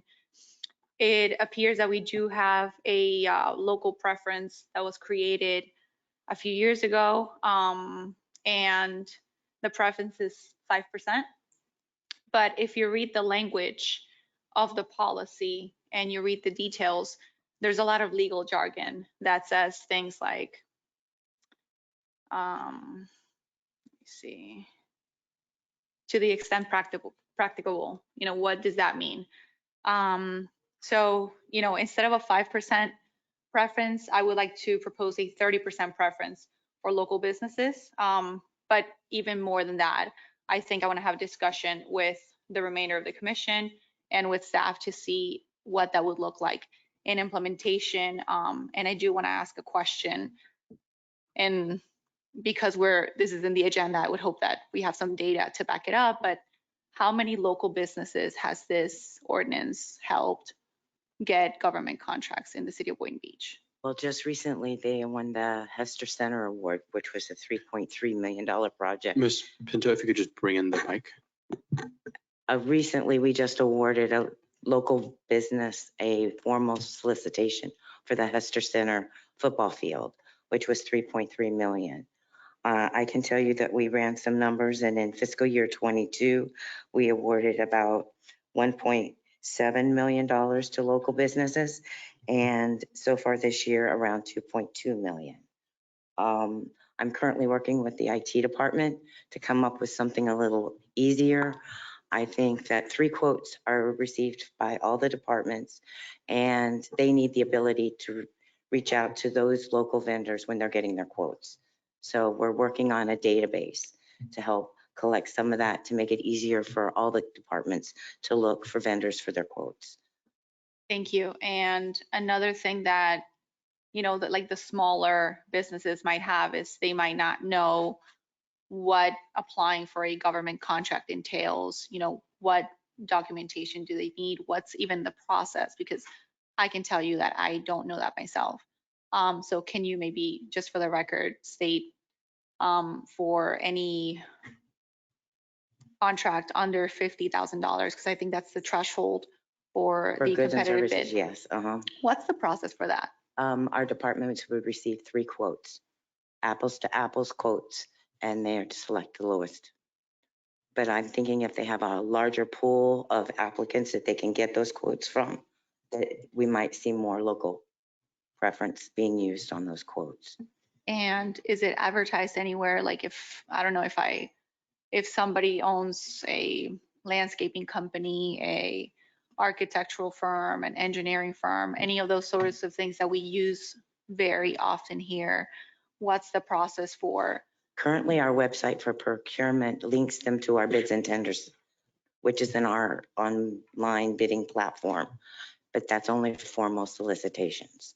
So the request and what I'm working with at IT is that there's an option for them to log in to a database that can be utilized for the solicitations under the formal thresholds.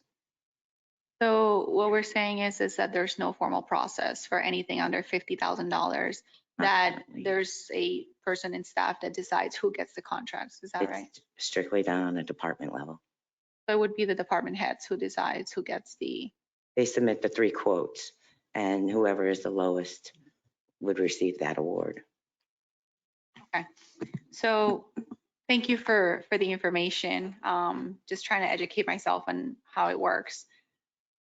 For, so number 2, letter D, I'm going to read the whole thing. So it says, to the extent practicable, for all acquisitions not made pursuant to the sealed competitive method provided in section 10.00, city departments and staff are strongly encouraged to utilize local businesses if they otherwise meet purchasing policy requirements. What are the purchasing policy requirements? For the 3 quotes, they have to be, we would look for the same items to make sure that they're requesting apples to apples on all 3 quotes. And we need a W-9, and if they walk on our property, we need a certificate of insurance. Certificate of insurance, W-9, okay. And then so how would us, like a company that wants to bid for the $50,000 and under contract, how would they know that this is available? They would not know. That's okay. the reason why we're trying to come up with something so that the departments have a list of pressure cleaners or whatever. If we don't have a contract, then they would go out for 3 quotes. Okay, so there's no process for anything under $50,000 in the city of Boynton Beach to help local businesses get contracts. And, you know, I would like to change that. I kind of wrote down a little bit of a potential little policy paragraph. And it basically goes to the extent applicable for all acquisitions not made pursuant to the sealed competitive method provided in section 10.00, city departments and staff should explain why we are not using a Boynton Beach business if a Boynton Beach business is not utilized for those contracts. That is the first thing that I would like to do. I've seen that happening with preference of other sorts in the government sector, and I believe that would be at least fair for the city, obviously with the assumption and with the state, like the statement saying that it is a valid business, that it is a business that can provide the services well that we are requesting. So that's kind of where I wanted to start. And I don't know if anybody else from staff can answer that question, but you know, how effective has the 5% been, you know, in regard to helping our local businesses get more? I can only see it on the thresholds that are formally submitted, and we don't get that many. I think we have 45 current city businesses registered in business tenders that are getting solicitations. But we've only had that system for about 2 years, 2.5. Yeah, I think as long as we advertise it a little bit more, as long as we at least tell, I mean, I'm sure when businesses come in, there's a business tax receipt and there's the application that you apply for to be a business in the city in additional to the state. So I know that we have their contact information. Could we maybe, and this is administrative, so I don't want to step on the city manager's toes, but could we maybe create a sheet or a database where, you know, we take all the businesses that opened in the city of Boynton Beach and we have their contact info, their email, phone number, whatnot, and maybe send mass emails of like, hey, we have these bids coming up. You get preference because you're a Boynton Beach business per the new ordinance, assuming that it passes whenever the process goes through. But just trying to think of ways that can be We were going practical. to use that as a starting point, our business licenses, and send a mass email so that they can tell us what they do. So that when our end users are looking for a particular item or service, that they would be listed by commodities. So they would get a list of all those. And I did see in the same policy manual that sometimes when there are larger contracts, they can break them down to smaller contracts if it's reasonable, of course, to help local businesses as well. Just trying to make sure that we do what we can, because there are businesses that are struggling in the city, and you know, why are we giving our business and our dollars to people in, for example, Fort Lauderdale or I don't know, West Palm Beach, Daytona, whatever it is, when we could be supporting our local economy and keeping our dollars here. That's why I wanted to bring this up. That's kind of the majority of what I wanted to say. But obviously it does have to be a responsible and responsive bidder. And I would just let my colleagues add comments going forward. Thank you, Commissioner Cruz. I'm going to turn now to Vice Mayor Turkin. Commissioner Cruz, I commend you for bringing this forward. I think this is important. I was excited when you did bring this forward, and I started to dig in a little bit about this. What would be the fiscal impact? So I will say I disagree with 30%, because if you have multiple $100,000, $1 million contracts, and correct me if I'm wrong, if we would approve a bid 30% more than that average cost from the competitive bidders, correct? It would put them over. And so that concerns me, because if you have $3 or $4 million projects annually up to 30%, we are not being fiscally responsible.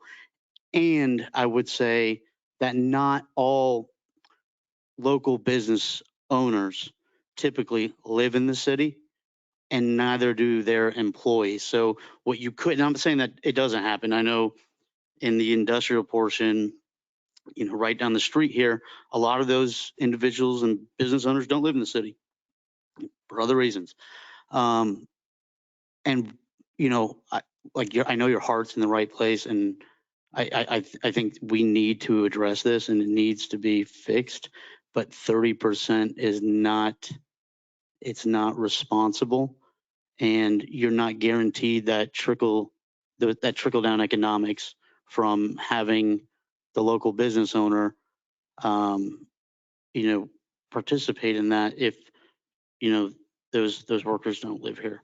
And so I would not be opposed to an increase from 5%, or maybe even doing additional awards. I know DOT and the county look at a certified DBE business, which is, I forget the acronym for that, disadvantaged business enterprise, and, you know, and then also certified veteran owned. You know, I think there's other avenues we can take while we still remain fiscally responsible, because what I don't want to do is start overpaying for projects, you know, up to 30% when, you know, we're especially going through a budget workshop now, when we've seen a huge cost of increase in your COGS and your labor and your supplies, you know, that is up to 15, 20, even some projects are 30%. So then, you know, compared to where we were at, you know, 3 to 5 years ago, you would see a 60% increase. And as being an individual responsible for taxpayer dollars, I could not swallow that 30% margin. So I personally would like to see, you know, what staff could provide as far as, you know, then an increase to that 5%. I think everything else that you mentioned is great. You know, the database I think is genius. You know, streamline and get more involvement because like a lot of people don't know. I was at Commissioner Kelly mentioned it earlier with the business over brews. Went at the Boulevard last week and I ran into a landscaper and same thing. Why aren't we getting the bids? We're in Boynton, you know, and I'm like, gosh, well, you know, my first thought is like, can you go lower than anyone else? You know, I don't want to overpay. You know, let's and I think most will. So I think being conservative with that increase is important. Otherwise, you know, outside of that, you fully have my support for this, Commissioner. Thank you, Vice Mayor. Commissioner Hay. I would agree with the Vice Mayor also. I'm just wondering, how often have we had people being that close with their bids? I don't think it's that often. I don't see when will this kick in. I don't think we have too many cases. I don't know if Andrew would have any feel for that. But it doesn't really come up that often, does it? Don't want it to have a negative effect. I guess that's legal have to kick in there. But do you have any feel for that, Andrew? I know that, like you said, mentioned, you know, there's not much spread on a advertised bid. I have not seen them within the $5,000 range. So yeah, I'm not seeing it on our larger projects, but on the smaller projects, like Commissioner Cruz is mentioning, that is something that we could look at. I definitely think that there's something that we could do a better job at, trying to make sure that we're soliciting. We do solicit from businesses. We use Dabco, TJ Bowles Electric. There's a lot of businesses in the city that we do use, that we do get quotes from. Unfortunately, some trades are just that busy and we're not getting bids from them just because they're that busy.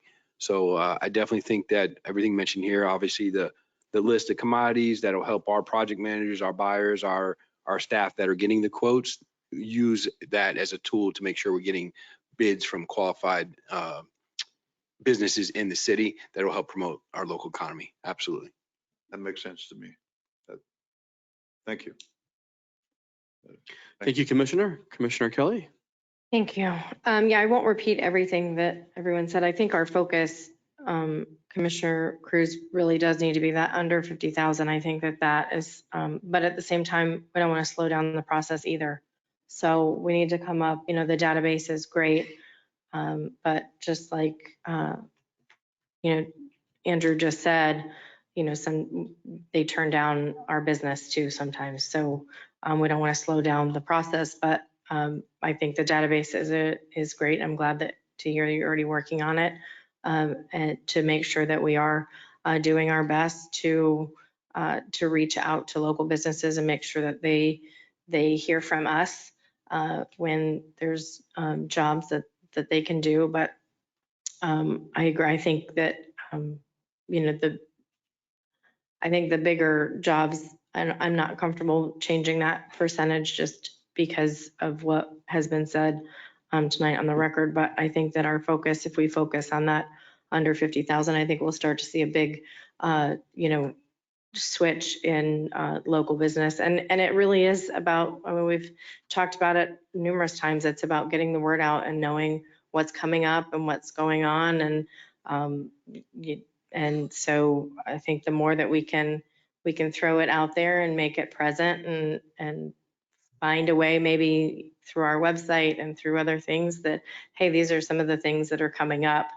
If you own a local business, you know, this is what we need. And, you know, but I think that's key in this is really focusing on that, the lower threshold.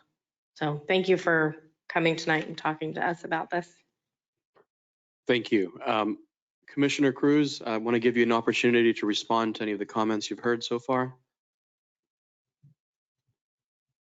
So when I said 30%, it was more as in like giving preference, not that we should pay 30% above the lowest bidder.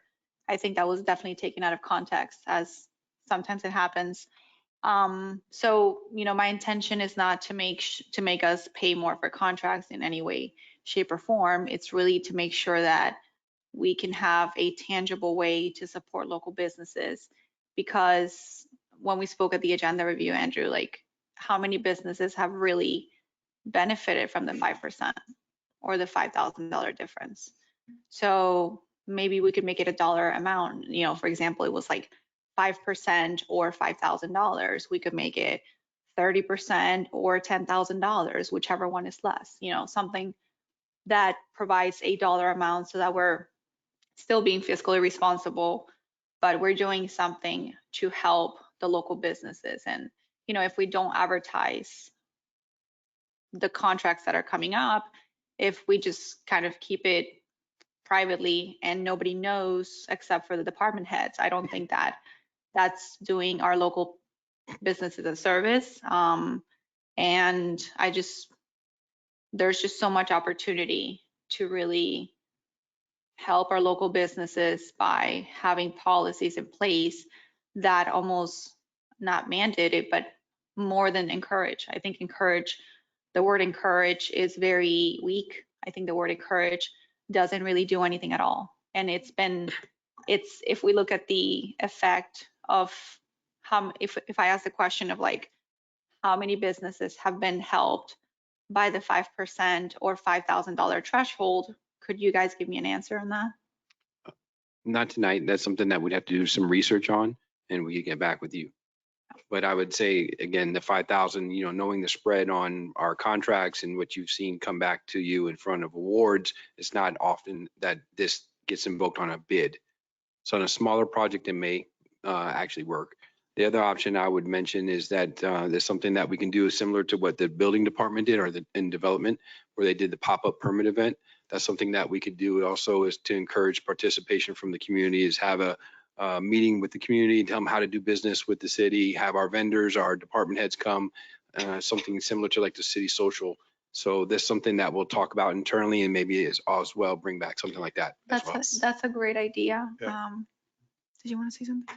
We do have some of those numbers. So in fiscal year 22, we awarded 40 local vendors, and in fiscal year 23, we awarded 30 local vendors. Thank you. Yeah. So And it was 40 and 30. 1.7 million in 22 and $2.2 million. I remember the million. I 23. just didn't Yeah. know like how many businesses and stuff. So 30 and 40. Okay.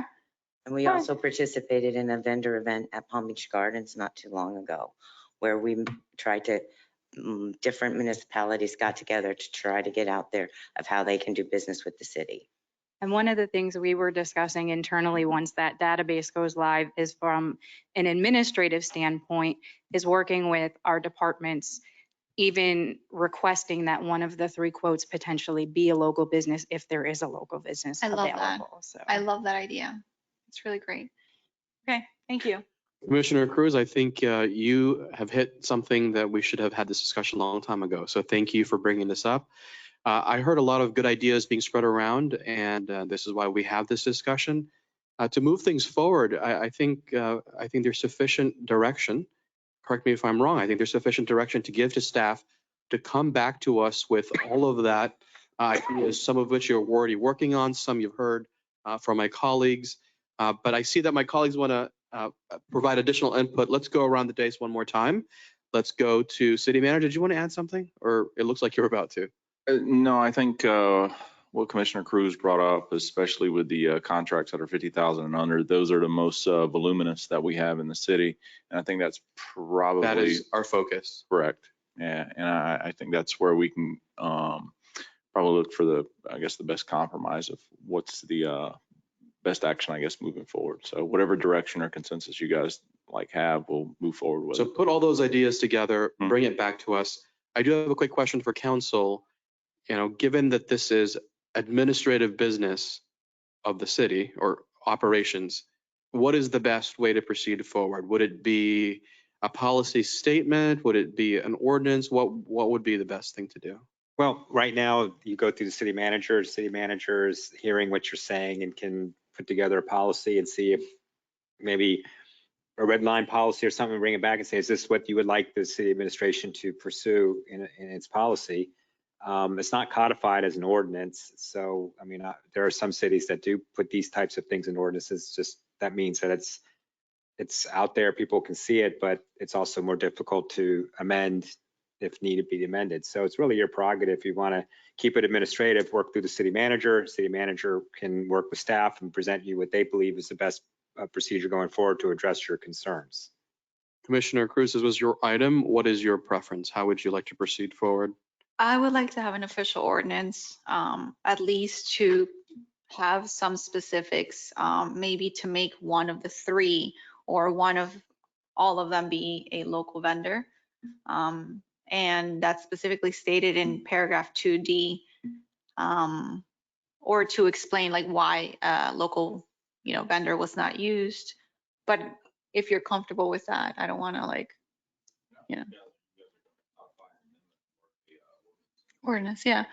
I think that would be the best way to really try to help our local businesses. And, we're not doing it for the bigger contracts. We're really focusing on the $50,000 contracts and under. And yeah, I think an ordinance wouldn't hurt. And, but I do understand that it's somewhat of an administrative item and there is a local policy on it. But, so I would be fine with an ordinance. Well, they'll come back. They'll put their ideas together, and and then city attorney can draft an ordinance for us to discuss in a future meeting to That's review correct. and discuss. If that's the will of the commission, work with city administration to put it in an ordinance form to bring back to you if you want discussion or for first reading, whatever the city manager is comfortable with. If he's comfortable that he's got something that appears to be what the commission wants, we can put it in first reading. Thank you. I'm comfortable with jumping to first reading because we're going to have discussion at first reading. Of course you are. And first reading isn't final. So that works with me. Let's go around. I know my colleagues want to provide additional input. Vice Mayor, then we'll go around.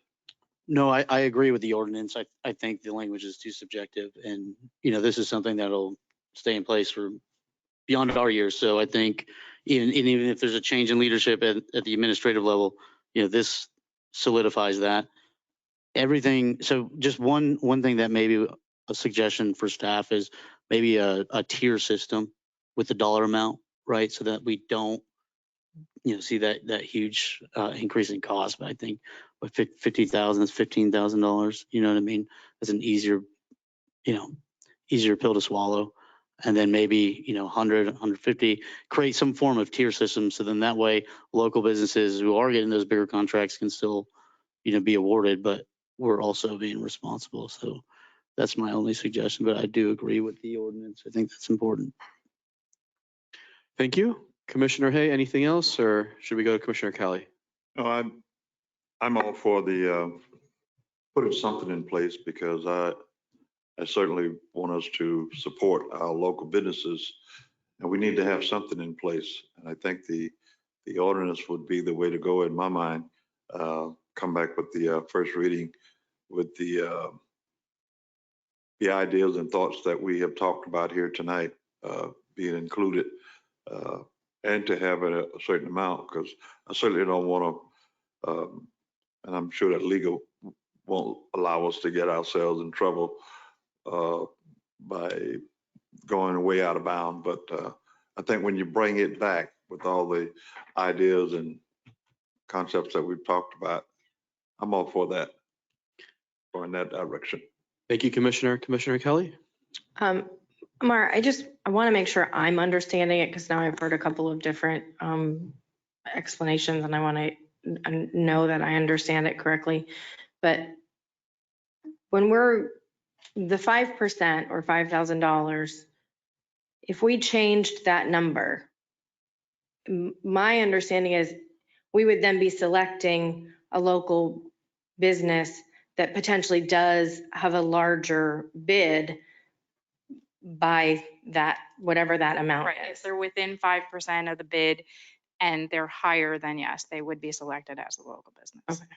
I just wanted to make sure that I was understanding that correctly in my head. So, I mean, I think the tiered system probably, maybe, and I would like to see, Mara, from finance, what makes sense? What would you, as our financial director, what would you feel comfortable with as far as, if we changed that number and how that would ultimately affect, us when we're thinking of the budget and whatnot. And we can discuss that internally and bring that back to you. Perfect, thank you.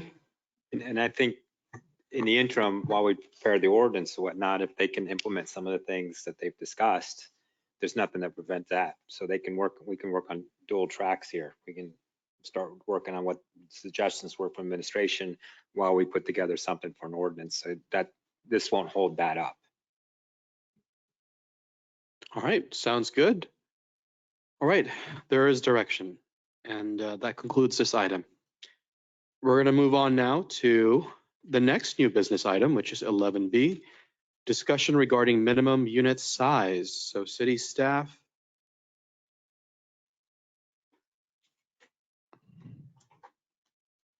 Commissioner Cruz, this was also your item. If you would like to introduce this, or would you like Ms. Radigan to introduce it? Okay. All right, Ms. Radigan, floor is yours. Good evening, Amanda Radigan, Planning and Zoning Director. This was a commission-initiated discussion item for the benefit of the commission. We did put together some information for your review and to start the discussion. So for this, we reviewed over a dozen municipalities. Manny, if you could please go to the next slide. We reviewed over a dozen municipalities and we looked at both how they are regulating minimum unit size at a multifamily level and at a mixed use level.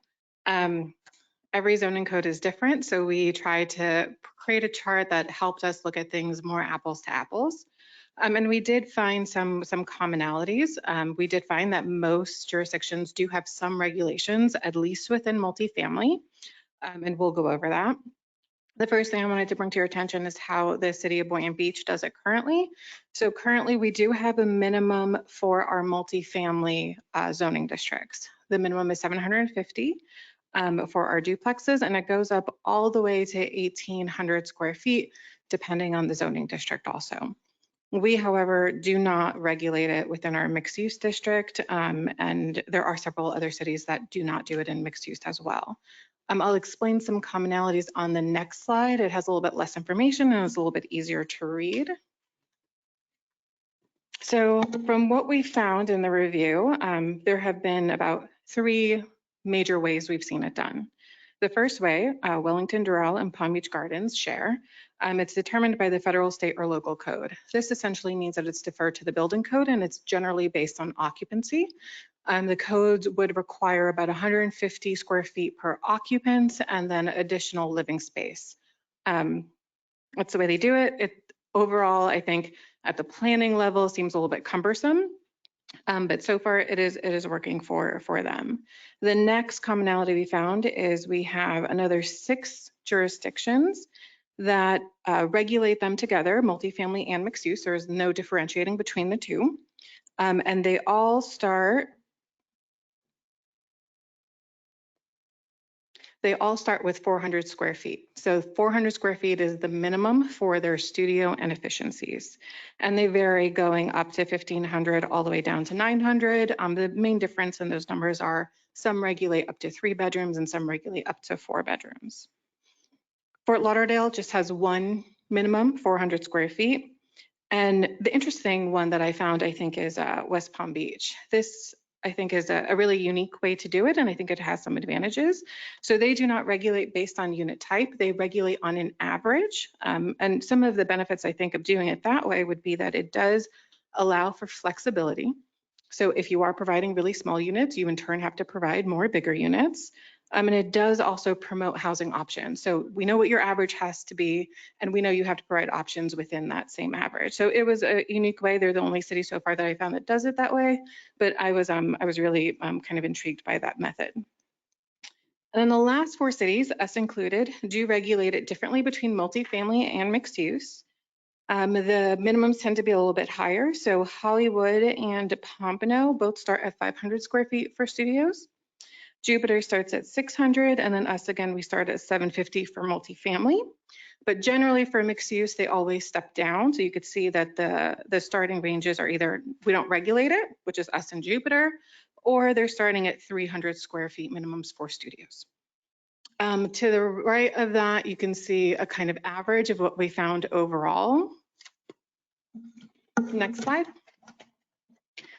And the other information that I thought would be pertinent is what we are seeing being developed. So while we are not regulating it, the next question is, well, what is being built in the city as it's being, led by the market? So I have some posted here, and I'll read off some other ones. So 500 Ocean, their smallest unit is 747 square feet, and they go up to 1,300 square feet. Casa Costa goes from 800 all the way up to 1,500. In Renaissance Commons, we have from 800 to 1,400. And Cortina or Sea Lofts, they start at 755 and go all the way up to 1,700. That does include townhome. This is a mix of apartments and condo, so I tried to get a kind of wide range. But you can see even in the most current developments, we aren't seeing anything below this number. Now, most current development, which I'll read off, which is not on this slide, are 3 recent approvals. We'll talk about Ocean One, the Pierce, and Shalimar. So Ocean One, of all of our approvals, have had the smallest units. The smallest unit is 551. However, they only had 14 of those. No, it's not on the slide. Sorry, I'm just reading those, yeah. 551, but they only had 14 of those, and they are giving studio options where some of the other ones started at 1 bedroom or junior 1 bedrooms. So they only had 14 of them, but they were the smallest units I found, 551 square feet. The other 1 bedrooms did go up to 843, and then their largest units were 1,200, and those were for a 3 bedroom. The Pierce, their smallest unit was 572. They had 75 of them. And their biggest unit was about 1,400, and that was a 3 bedroom, but they only had 14 of them. So you can see how an average would kind of level it out a little bit. They did have a lot of 2 bedrooms that were, they're bigger 1 bedrooms that were 656 square feet. So it's interesting how, they're lopsided. Some are providing very small, but very few of them. And some are, and the same on the other side, they're providing very big, but also very few of them. Largely, you're getting 1 to 2 bedrooms in the middle. And then Shalimar, their 1 bedroom started at 791 and went up to 1,361 for a 3 bedroom.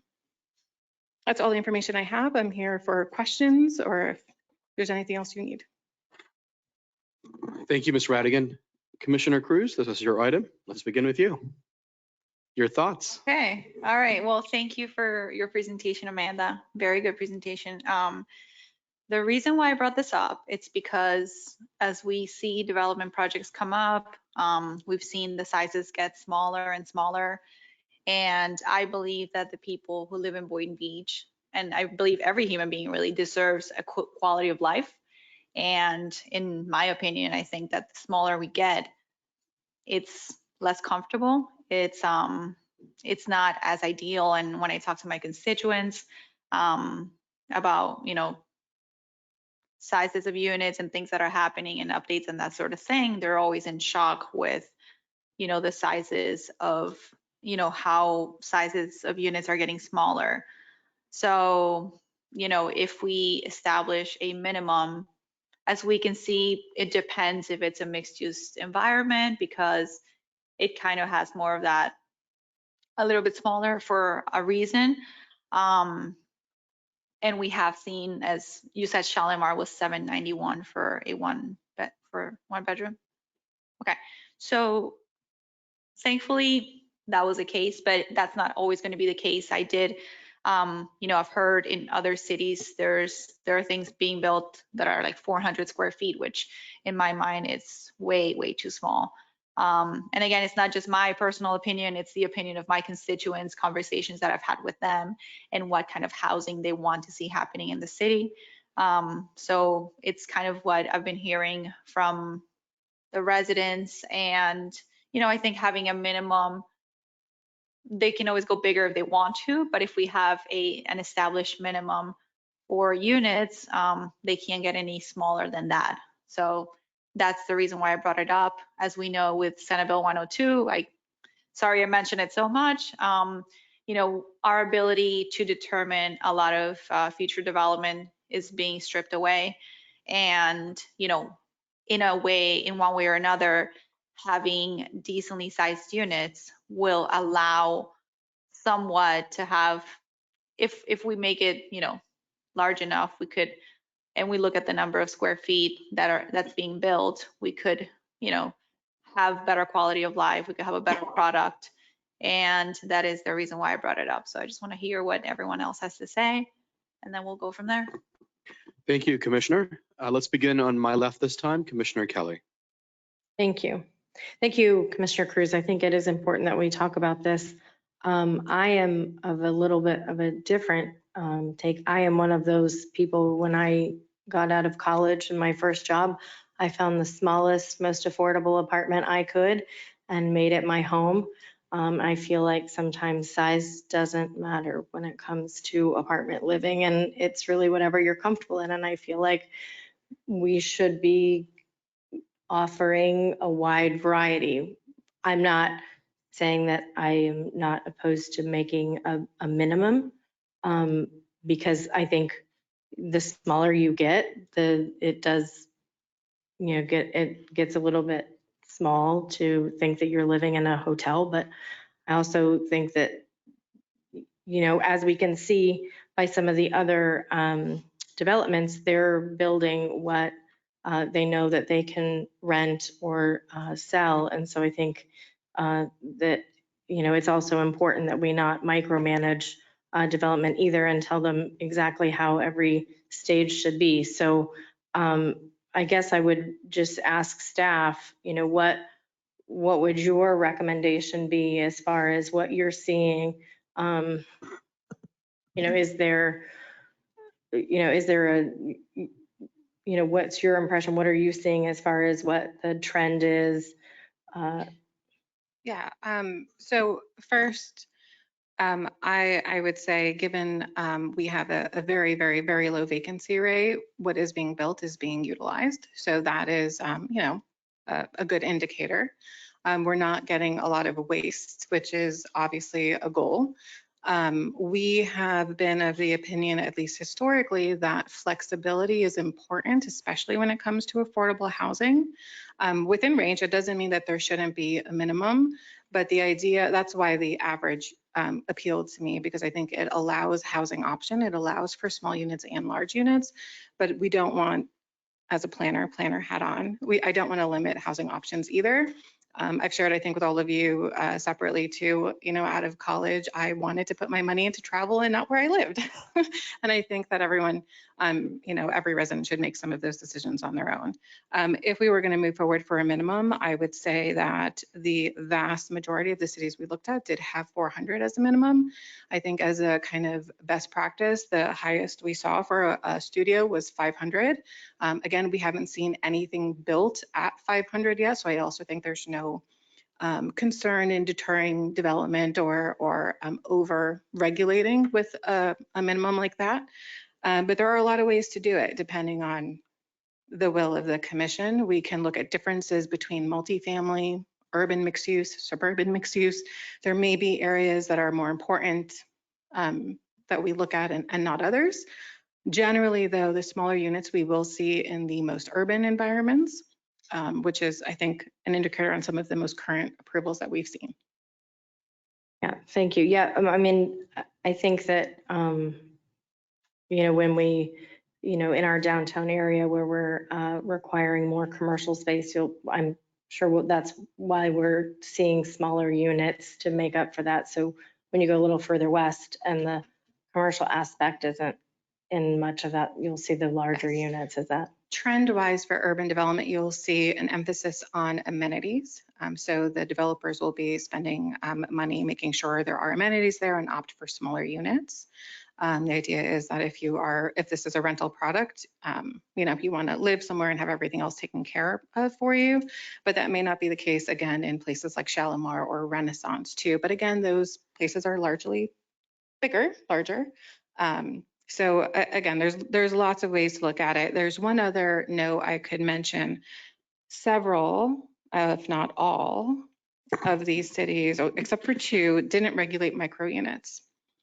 One of them, including Lake Worth, doesn't allow them, and then West Palm allows them at a minimum of 300 square feet. If there is a type of unit that we want to exclude, we could do something like that. It would work the same way if we put the minimum at 400 though, but we can also, our code is silent, so we don't regulate micro units either.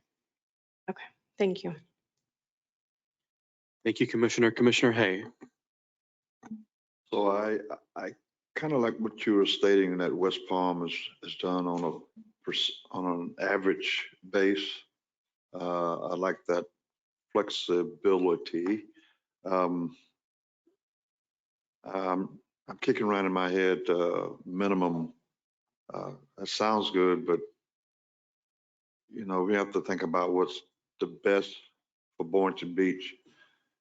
And I don't know if I have enough information right now to make that decision, except to say that when you were talking about West Palm, using the average square footage, that seems to me to be the way to go at this juncture.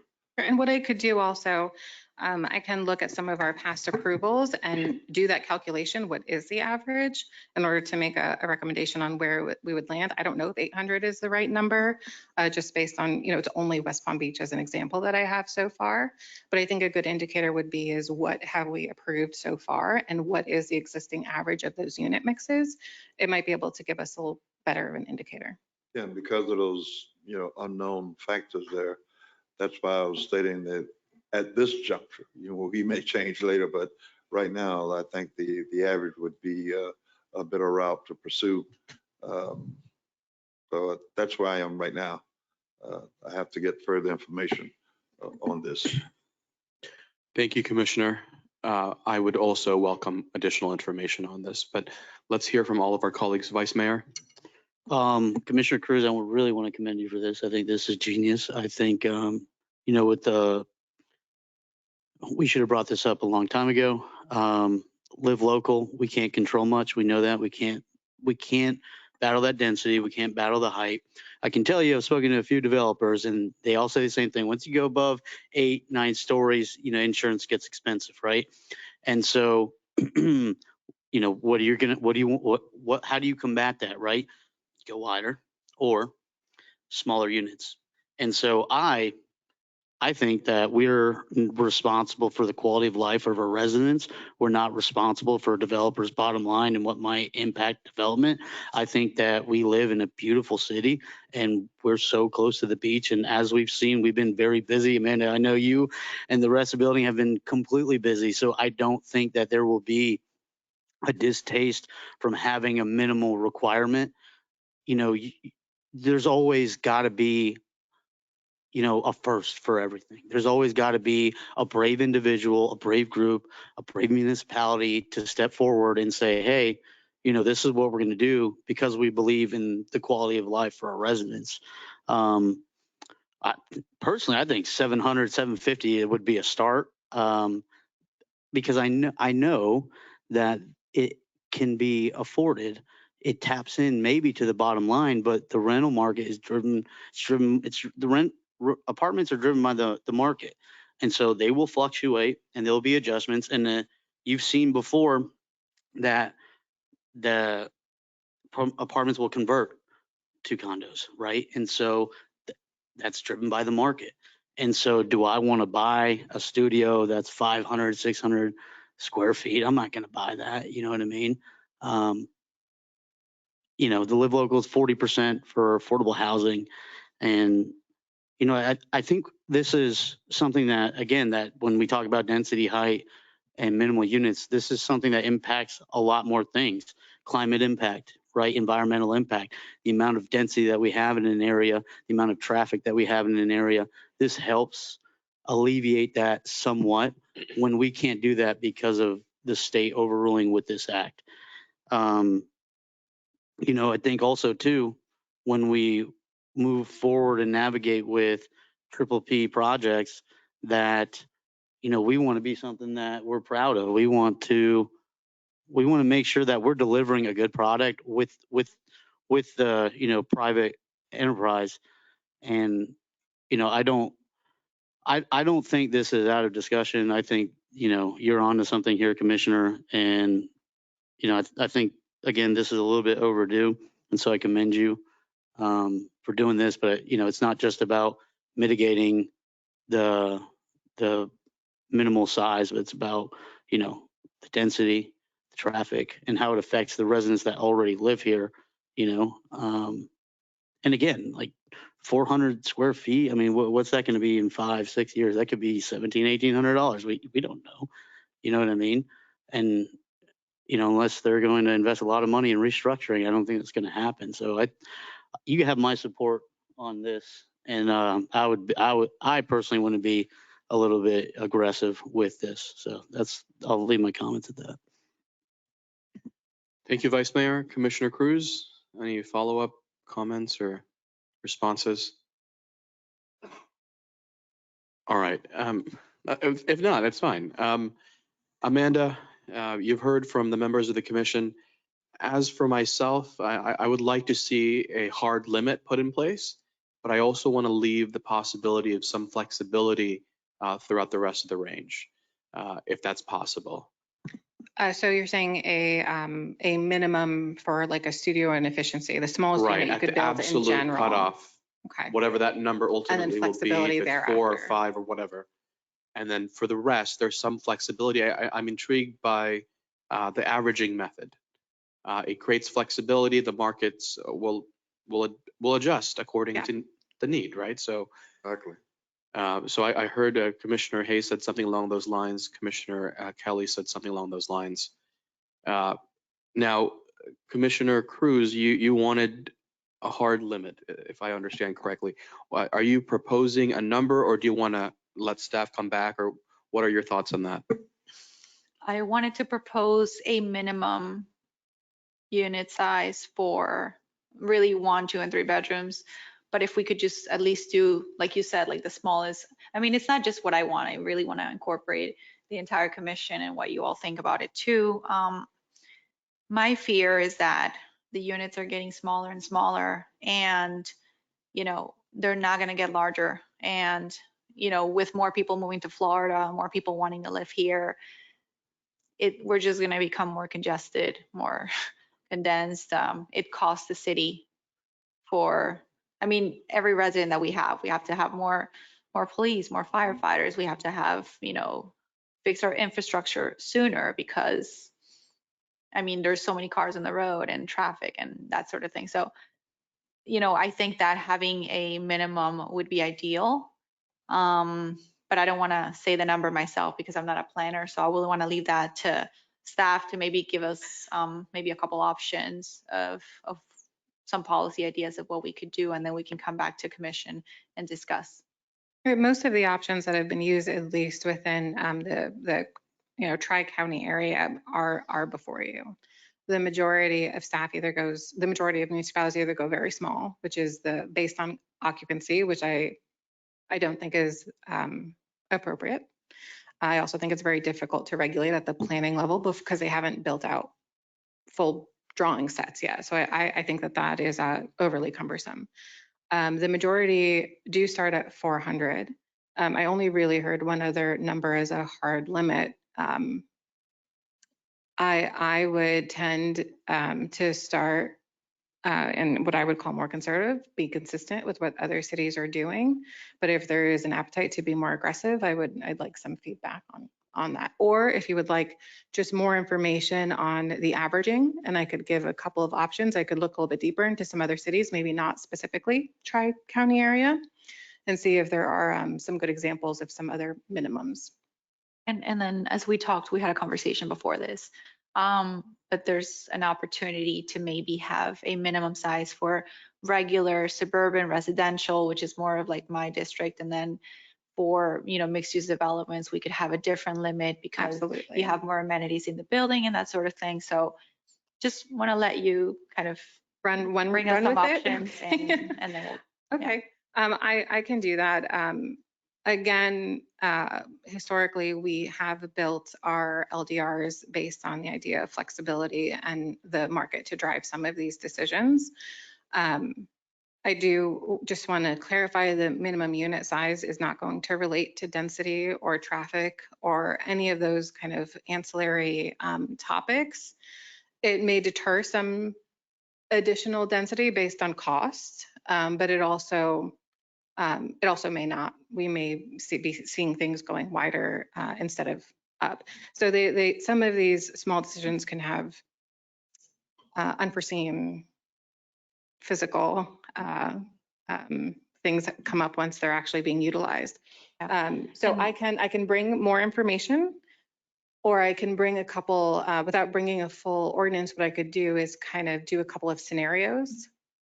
I think that would be helpful. I just putting together a full ordinance. I just want to make sure that I'm doing the will of the commission and not overstepping. From what I gather from our conversation so far, I think it would be prudent to bring back several options or scenarios. And then from that, we can decide collectively which of those exactly. Okay. And then we can move forward with an ordinance. Wonderful. I'll do that. All right. Thank you so much. Thank you. Is there anything else for my colleagues while Ms. Radigan's still up here? Okay. All right. That concludes that item. Okay. Thank you so much. So we have one more item under legal, which is item 12A, proposed ordinance number 23-009. It is again first reading, towing services administrative charge. City Attorney, if you could open the item. Mr. Mayor, members of the City Commission, I'll read the title, ordinance number 23-009. An ordinance of the City of Boynton Beach, Florida, amending Chapter 14 entitled Regulatory Traffic Control by creating Section 14-5.1 Tow Services Administrative Charge, establishing an administrative charge for towing services, providing for conflicts, severability, codification, and providing for an effective date. Thank you. Chief DiGiulio, I see you're at the podium. Would you like to add any additional thoughts? Just a little background. Recent state legislation no longer permits Florida municipalities from negotiating a franchise fee for contracting towing services. So the police department proposes the ratification of the discussed ordinance in order to collect the statutory allowed administrative fee. I'll just go over the statute really quick. A Florida state statute permits the imposition of reasonable administrative fee or charge for towing services limited to 25% of the maximum towing rate to cover the cost of enforcement, parking enforcement by a municipality when a vehicle is towed from public property.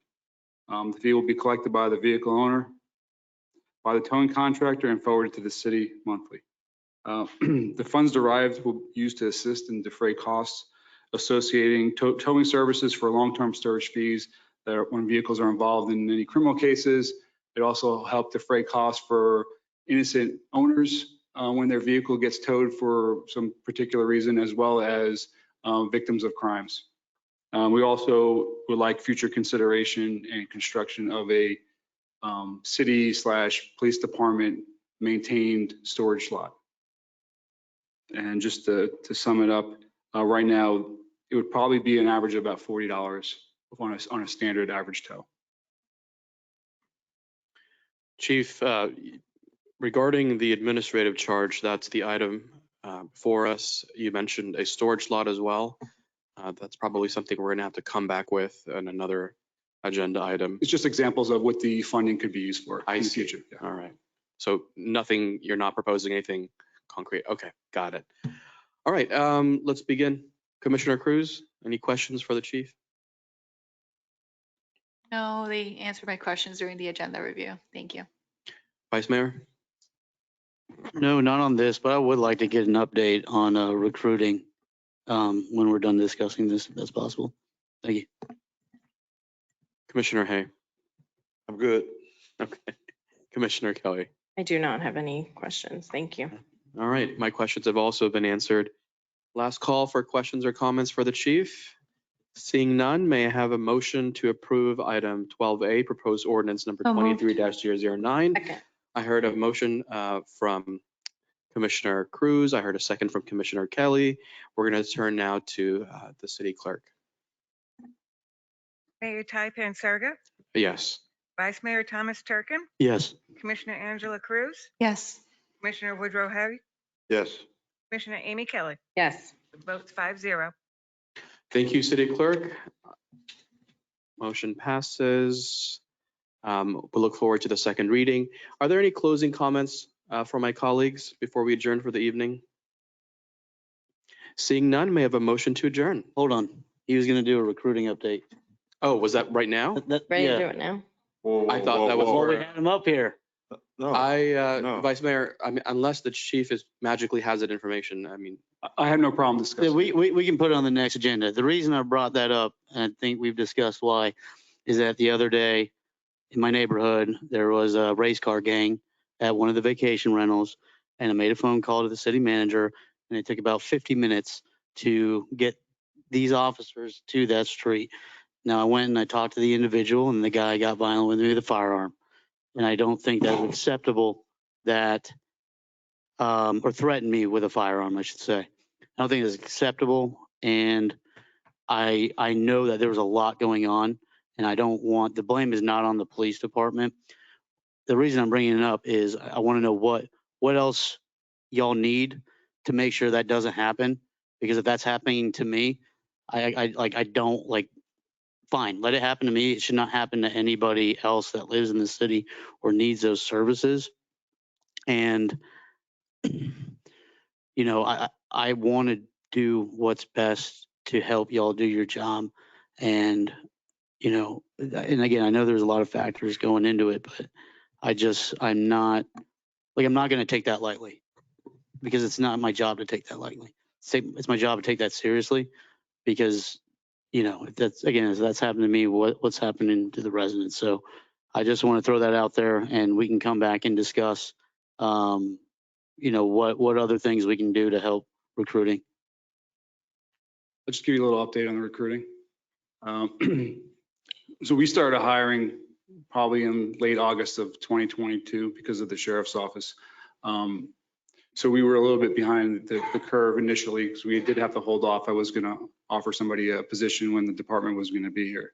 Also, we weren't necessarily a good location for someone, knowing that they may not have a job in a month or two. So it kind of pushed us back a little bit, but we have a lot of resources internally towards recruiting. And I think we've done a fantastic job. Last week we had 36 interviews. The week prior we had about 36 interviews. We're constantly interviewing people. We have multiple people involved in it.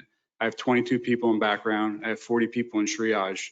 I have 3 of them sending to the police academy tomorrow, Palm Beach State. I have 3 in Indian River, and I have 3 currently in Palm Beach State as well. And I have 4 officers that are in field training, and I have 5 officers that are certified that are just waiting for a start date. So we are moving, and we know we do have vacancies right now, but I'm going to be optimistic and say that we're going to put all our efforts to make sure that we're in single digits when it comes to vacancies by the end of June. Awesome.